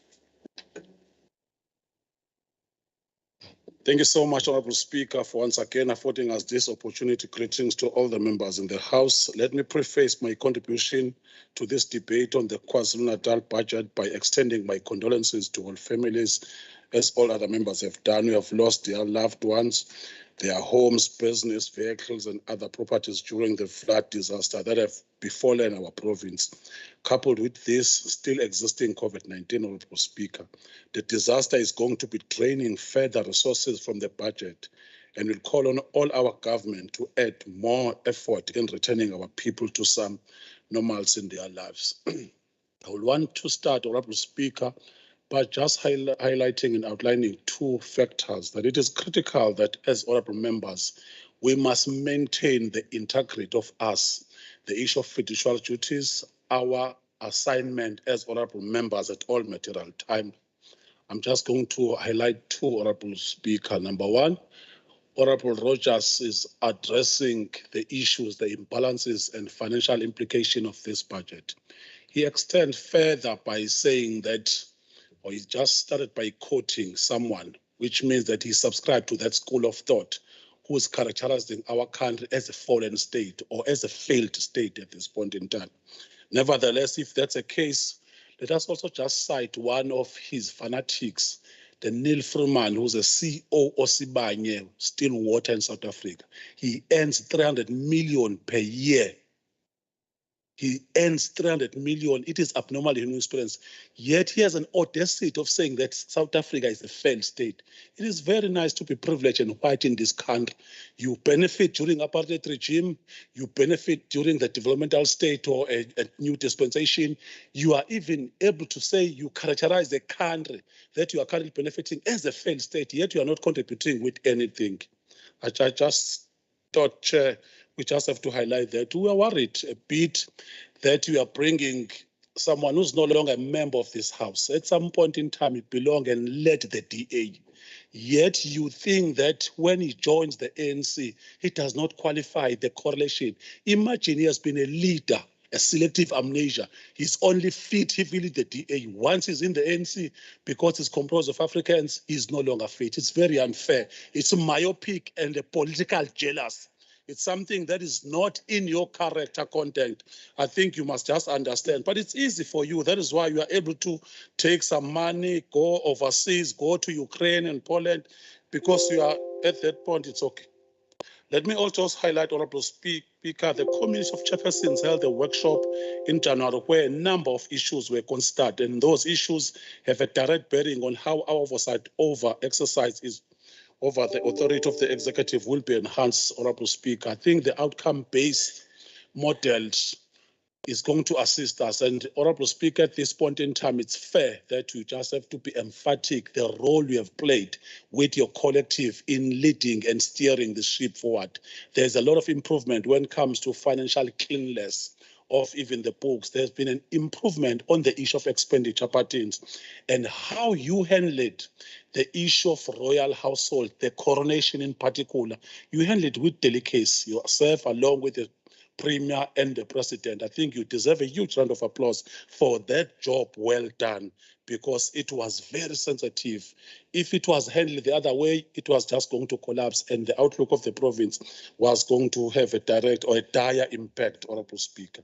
We have just concluded a process of budget hearings where various committees received presentations by departments on how the executive intends to allocate the financial resources in order to deliver on key needs of our communities. We've already mentioned, I'm glad that almost all honorable members are privy to the fact that the floods are as a consequence of whatever strange.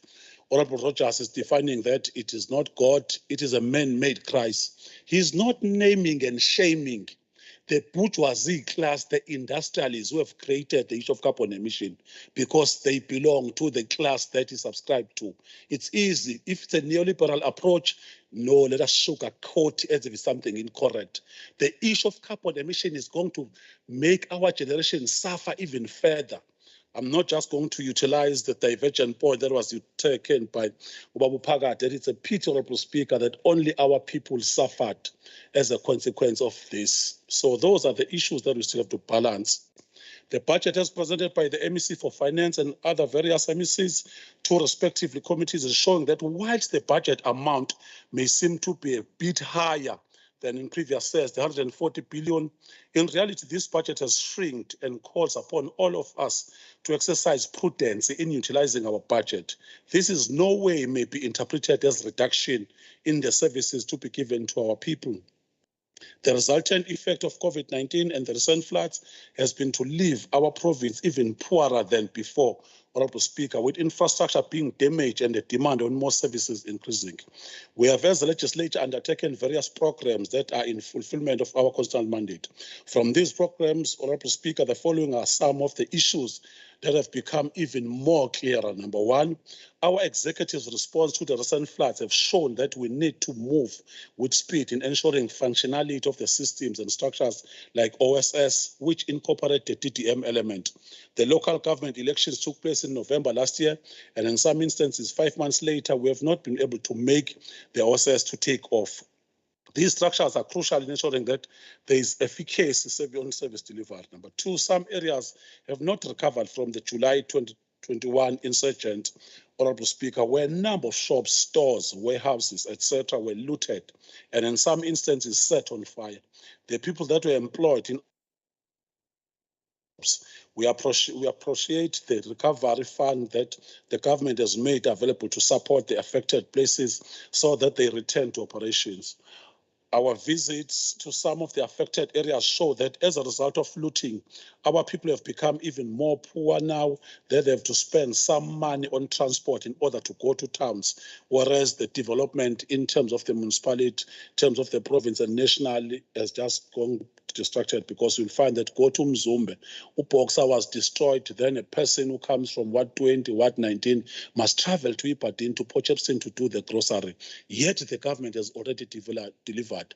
Yet the government must now start afresh that process and under intervention from social development and all those things, which were no longer in the serious backlog and backlash, Honorable Speaker. Over the past few weeks, we have seen how global phenomena such as climate change and wars can have a direct impact on us. We've seen huge increases in the price of petrol, Honorable Speaker, and we've seen our weather patterns changing. I think even those on the issue of groceries, to be precise, Honorable Speaker, the price of cooking oil have just gone up dramatically. And it's unfortunately the poor of the poorest are the one who are going to suffer, Honorable Speaker. The issue of maize, the issue of fertilizer, Honorable Speaker, is going to have a dire consequence on those abaphila ngesaka lempuphu, because the price will just shoot. And the issue of transport prices, I think we all understand that impact on our local economic development. So it means in terms of the framework, when we do oversight as well, we must just remember those matters, Honorable Speaker. This is in this context, Honorable Speaker, it further calls on us strengthen our international relations so as to have more influence on global stage. Honorable Speaker, in spite of the calamities that have befallen us in the recent times, there are a lot of positives that can be mentioned. Our visit to some municipalities around the province have shown a government that is hard at work in providing boreholes in order for people to get water. We understand, Honorable Speaker, that there is a scarcity of water in our country, but the provision of boreholes, the establishment of services by our government has just make sure that as a province, there are some issues. Let me just highlight the elements of why the Premier always speak about this country. There are some characteristics that shows that there's an improvement. How we collect our GDP, go to our road services, our corridors, the improvement on schools, the improvement on the result of educations. all those to us attributes towards what is positive. And we are comfortable that almost all our departments have improved in terms of expenditure pattern as presented earlier on by the Chairperson of Finance, Honorable Kosi. In that way, we just want to say that in conclusion, Honorable Speaker, this process of amalgamating, when I'm cutting short, the process of amalgamating sport and recreation and arts and culture into one department is one area that will require close monitoring to ensure that it is smooth and no function is subsumed into other. Both functions are still needed and though need to be managed so that the quality exists with one department. I just want to thank Honorable Speaker for the opportunity that has been given us. Thank you so much. Now, honorable members, you have debated. We will give over to the MEC to respond. For 20 minutes, I call upon the MEC for Finance, Honorable Ndube Ncube.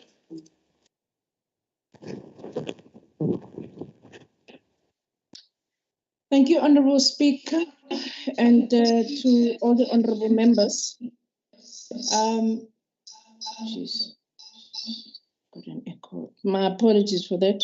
I wish to thank all the honorable members for their contribution and enriching our presentation, our budget presentation. Indeed, Honorable Governor, and the disasters have really devastated our province as well as our budget, as we all know. We have indeed given the guidance to all the departments with the National Treasury also having given us the circulars as well as the bus code, so that all the expenditures are categorized in the proper bus code number, so that we are able to account for that. The matters of filling of the vacant funded posts, we do agree with honorable members that the posts need to be filled. And indeed, there are no posts that have ever been sent to the Premier or to the Treasury that had either delayed for more than 1 day to return back to the department or that have ever been turned down. I just also want to say the CFO position of a DSD was indeed approved already by a Treasury as well as the Office of the Premier. So the DSD is in the process of filling at that post. Honorable Hlabisa, while we understand that the budget was delivered prior to the floods, we have worked with the departments to ensure that indeed they do respond to the present disasters. As you would have seen, that already there are roads that are being reconstructed or that are being maintained by the Department of Transport and Roads. Indeed, the schools as well, you would have seen that the schools that had minor renovations to be done are being done, so as the temporary shelters that you've seen going up. We have put a lot of effort in supporting departments in terms of ensuring that they spend their conditional grant funding. And we have also asked the department to ensure that they prepare their turnaround plans in advising as to how they are going to further spend their conditional grants. And we are going to be striving to spend 100% of all our funds without these having to be returned to the national fiscus.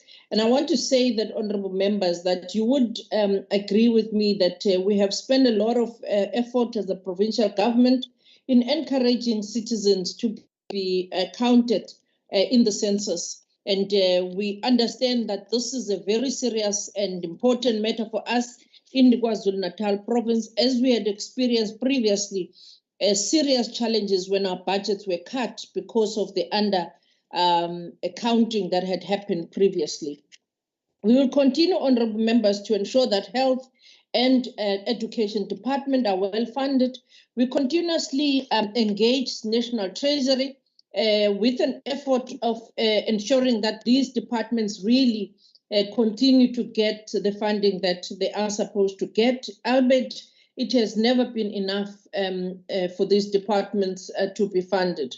The contingency reserve, Honorable Sabisa, yes, it's 2.9, and largely this is because of the National Treasury allocation of the wage agreement, and this will be allocated to departments in the 22-23 adjustment estimate. As indicated with regard to the low employment, especially in the youth, there are programs that are in place. The EPWP principles, we do agree that these have decreased in numbers, obviously because of some of the weaknesses in our reporting as various departments.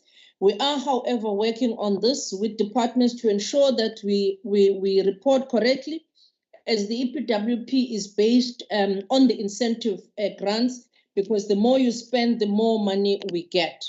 Honorable Rogers, indeed, the state does have the capacity. I want to start there. We would not be having all these plans that we had put in place for responding to disaster. The fact that we had joint operation centers where search and rescue teams have been working even till to date. The fact that we had police who were able to respond to matters of disasters, the fact that we had children being rescued that were stranded at schools, the fact that you had communities that were stranded, that were separated from their houses because of the roads, and all of those were sorted because of the state that is functional. But because of the fact that as well that we drove to come to work today is because we have roads and because we have a state that ensures that there is infrastructure. The province remain cash positive. We have remained cash positive all those time, Honorable Rogers. And for the past 11 years, we have remained cash positive. And the provincial treasury also continues to receive monthly reports that requires that we all adhere to the PFMA. And that actually shows the state that adheres to the various prescripts of the law. I agree that the amount stated in the irregular expenditure is quite high, but we need to note that that is not for 1 year, but it's over many years of those irregular expenditure, but also because of the condonation that has not happened over the years. You would also note that in our presentation to the committee that the 2.2 billion based on the complete submission that was made by entities and departments was further reduced by 4.5 billion, which was related to human settlement, because there was an error by human settlement where that amount of money was put to human settlement instead of being put in the books of municipalities. And we reported this to SCOPA, and National Treasury framework is correcting this as well. Honorable Zulu, I think we wish to thank your emphasis on education and health and the issue of medical legal cases. The team has been established to work on this. And as I mentioned, that we will ensure that our reporting on EPWP improves so that we are able to get more money that we expected to get. Honorable Shinga, the unemployment is a concern for all of us as a result of the COVID-19, the July unrest, and now the floods. But the government is doing everything that we can possibly do to ensure that we create the much needed jobs. That's why we have the programs such as supporting small businesses, we have township economy programs, we have rural economic development, we have support for small and medium enterprises. We also know that the investment and infrastructure is a good way of creating jobs. That is why the allocation of this year's budget of 18.3 billion is allocated to infrastructure, and a significant increase of 16 billion allocated in the previous year. So that shows that the government is really focusing on creation of jobs and also investing in the infrastructure, which will result in further investment in our province, but also which will result in the economy being ignited. Honorable Rajbansi, yes, the PFMA is still our lodestar, and we will ensure that everybody adhere to that. And Honorable Pagati, thank you. We understand the budget cuts, and we are mindful that as we work with various departments, we want to make sure that every cent is spent wisely and is spent where it's supposed to be spent. Honorable Zungu, indeed, we are working with department to fill all the funded vacant posts. Approvals, as are indicated from the Office of the Premier and Provincial Treasury, they do not delay even a day. And we've never turned any submission down from any department, because we have to make sure that those posts are funded over the MTF financials, because you cannot afford to employ people and then we are not able to fund those posts over time. A team was established that is led by heads of department to look on the amalgamation of the departments on the vote 10. And that work, we are confident that it will lead to the smooth transition of the vote 10 department. Indeed, the Growth Fund Trust budget was not cut in the 2022-23 budget, as you already said. And as a result, they are busy right now with the Youth Fund, ensuring that that project, as announced by the Premier, is continuing, and the much needed job creation is ongoing. Honorable Emmanuel, the human settlement received a significant funding through the reprioritization process to ensure that we intervene in this year's floods. And as mentioned, a motivation will be made to the National Treasury once we have received all the assessment from the departments as well as the municipalities. We are very confident that the National Department will be giving us extra resources as the province of KwaZulu-Natal and our municipalities in order for us to ensure that we increase our intervention on the disaster-stricken areas. Education and funding for education will always remain our priority. Honorable Rogers, I'm sure that you would also agree with us that consequence management is being taken into cognizance, Honorable Member.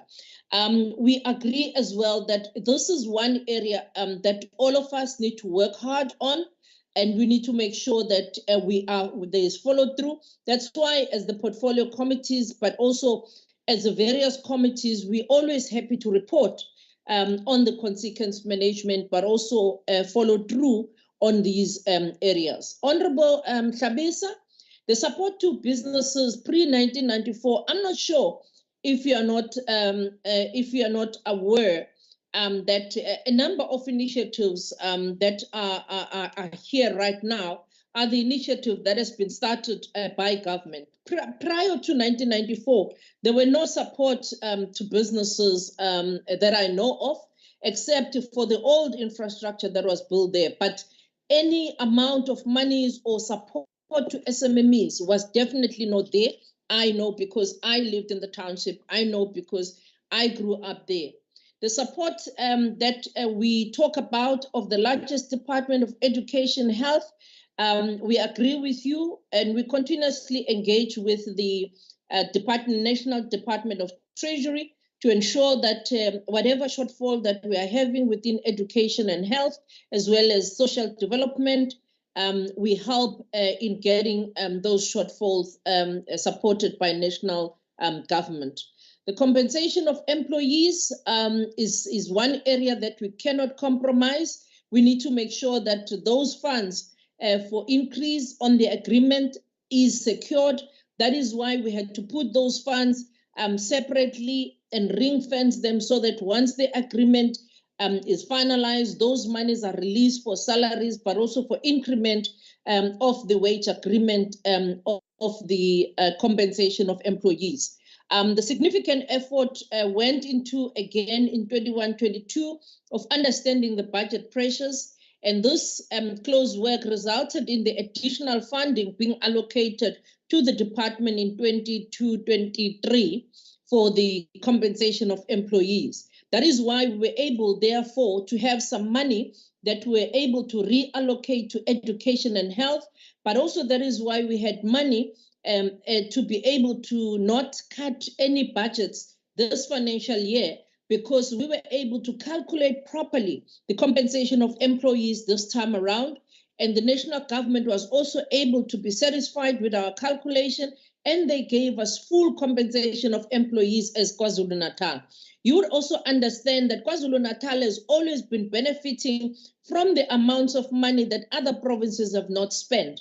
Education, human settlement, health, and other government departments, you would know that when I also presented that these departments received the monies as a result of other provinces that did not spend. And we were able then to benefit from those monies. So we continuously ensure that we spend. And with regard to monitoring special infrastructure projects, this can be achieved by monitoring of projects and ensure that our planned project cycles are adhered to. And the estimates on our capital expenditure is the one that will ensure that together with our evaluation and monitoring units, but also working with the departments to list all the projects, but also to monitor that the implementation over the MTEF is in line with the expenditure. It also is provided, this work has provided us with the platform for the oversight of the bodies to highlight that all the projects appear on the plan for the infrastructure projects that need to be implemented. But also we are looking at all over the 3-year period to ensure that all these projects are registered, so that as well we are able to get the incentives that we are getting from the National Treasury. And you know that we have been getting these incentives from the National Treasury, other departments, because of the good spending that departments such as Public Works, departments such as the Health, Education, and others that they've been getting because of this good spending that they've been having over time. Honorable Duma, thank you for the contribution. And I think the matters that you've raised are the matters that we are all working on and concentrating on. And I'm sure that with the legislature work on the oversight and our work that is led by the Premier, you will also be satisfied that we are indeed adhering to all the timelines and the project cycles that we've set ourselves in terms of this budget. We are also going to be ensuring that the support that needs to be given to departments in terms of the spending of their grants continue. The new circulars that have been given by the National Treasury, in that now the accounting officers have now been given powers to be able to even do the environments themselves, or they are able to spend the money and report to the Treasury within 14 days. I think that will also help the departments to be able to fast track the service delivery of their project. So we are very certain and we are very positive that with these developments that are happening at the national level, but also with these measures that we put in place in supporting various government departments, we are going to be able to turn the corner into our service delivery trajectory. And once more, Honorable Speaker and Honorable Members, we wish to thank the Premier for all the guidance. To be quite honest, the Premier has set the tone. You would have seen even from the Auditor General's report, you would have seen even from our infrastructure report, you would see even from the monitoring that has been happening, visiting project, which actually shows the amount of oversight that is being intensified at that level of the leadership. And we are very certain that with all these measures that have been put in place in terms of monitoring and evaluation, but also the post-project cycle that we are going to be putting in place now, where after projects have been implemented, there is going to be post-evaluation and post-assessment of projects. We're hoping that even that will further enhance the products of the projects that are going to be implemented by various government departments, because people would know that the kind of infrastructure that must be built must be of quality and it must be value for money, and will ensure that there is transparency. Also, there is accountability to all of us who are charged with the responsibility of the public purse. And that's the kind of the leadership that has been given to us by the Premier himself, but also the MECs in various departments. And honorable members, we do wish to thank the portfolio committees for their oversight, as well as the guidance that has been given to all of us. Thank you, Honorable Speaker. Thank you, Honorable MEC. Thank you to the members. We have come to the end of the general budget debate. The House now needs to vote on the reports by the Portfolio Committee on Finance and the Standing Committee on Oversight. We will deal with both in turn, honorable members, starting with the report by the Portfolio Committee on Finance. I have confirmed with the Secretary that there are currently 70 members that are connected, that are present. Those that are physically here and those that are connected, they all total to 70 members present in the House. We will deal with them in turn, starting with the report by the Portfolio Committee on Finance. As per the request by the Portfolio Committee on Finance, I now put the question to the House, which is as follows: that the report of the Portfolio Committee on Finance be adopted by the KwaZulu-Natal Legislature. Honorable members, as I indicated at the start of the debate, I will now go party by party to obtain the vote and thereafter ascertain if any member wishes to record an individual vote. I will start with the IFP.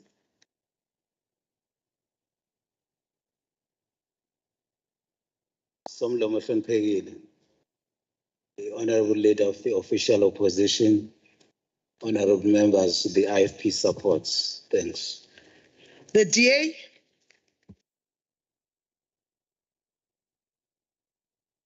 Honorable Speaker, the DA support. The EFF.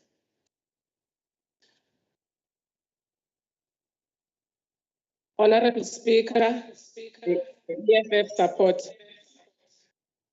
Honorable member, you have to show your face if you are on the virtual platform so that we know it's the member of this House. Yes, Honorable Speaker. Can you see me? Yes. Okay, thank you. The NFP. Honorable Speaker, honorable members, the National Freedom Party supports the report. MF.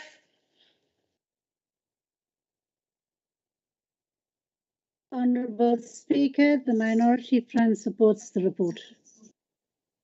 ACDP. Honorable Speaker, ACDP also support the report. May the honorable member switch on the video so we see that it is the member of the ACDP or the member of the House? Yes, Speaker. We do support the presentation. ATM. Speaker, the ATM support.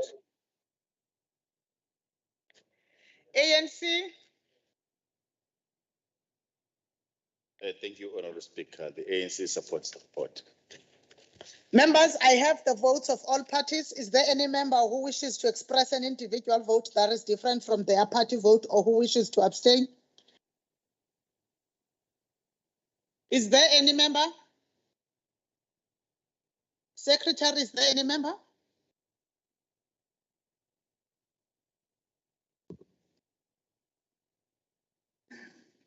There's no member that's indicated that they wish to record an alternative vote, Madam Speaker. Seeing that there is none, may I ask for the tally of the votes, Madam Secretary? Thank you, Madam Speaker. Those in favor 70, those against no. And there are no abstentions. Thank you. Honorable members, I formally declare the result of the vote as in favor 70, against 0, abstentions 0. The ayes have it. We will now move to voting on the report by the Standing Committee on Oversight. As per the request of the Standing Committee on Oversight, I now put the question to the House that the report of the Standing Committee on Oversight be adopted by the KwaZulu-Natal Legislature. As I indicated prior to the start of the debate, I will now go party by party to obtain the vote and thereafter ascertain if any member wishes to record an individual vote. IFP? Honorable Speaker, Inkatha Freedom Party supports. DA?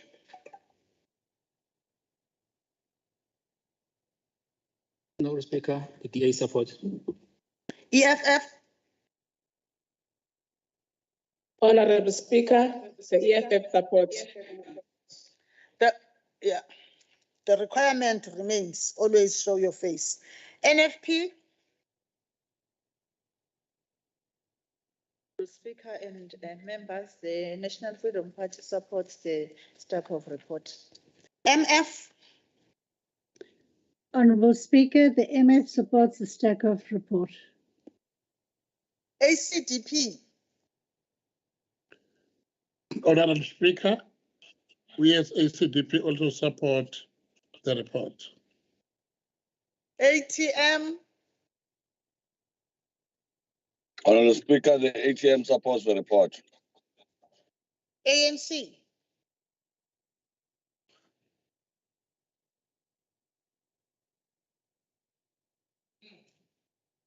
Thank you, Honorable Speaker. The ANC supports the report.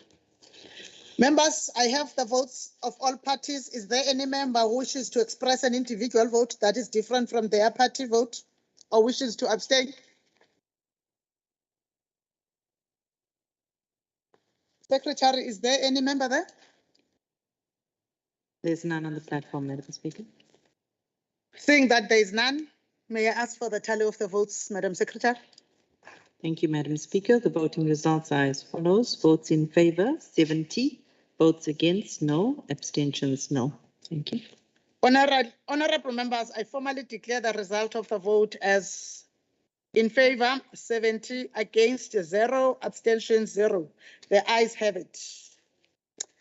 Honorable members, we have now come to the end of the general debate. But before we adjourn, I wish to make some few announcements and reminders. I request that honorable members do not just log off now. Honorable members, as per the program for the budget sittings will take place in the form of extended committees of the House. There will be one sitting in one venue at 9 tomorrow morning, which is Thursday, the 5th of May, 2022. Members will attend the sitting either physically or they will be connected to the sitting via the virtual platform. As of Friday, 6 May 2022 until Wednesday, 11 May 2022, members will meet either physically or virtually in two separate venues, either the chamber, which is known as Venue A, or the Ingcuce caucus room, which is known as Venue B, depending on the budget votes that will be deliberated on. So members must ensure that they go to the venue where their budget debate in terms of the committees is being held in. The schedule has been circulated to members. On Friday, 13 May 2022, there will again be one sitting in one venue only. Members will attend this sitting physically or via the virtual platform. During this sitting, vote 2, KwaZulu-Natal Legislature will be debated. Immediately afterwards, voting on the entire KZN Appropriation Bill 2022 will take place. Members will not be attending the budget sittings physically, are kindly requested to click on the virtual link that will connect them to the relevant venue where their budget votes will be debated on the various sitting days between Friday 6 May and Wednesday 11 May. By now, members will have received a list that indicates which budget votes will be debated in which venue, and I have received it as a member.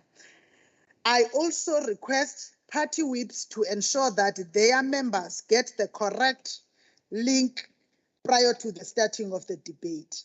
Honorable members of the executive, you are reminded, kindly so, that these budget debates remain held in the KwaZulu-Natal Legislature.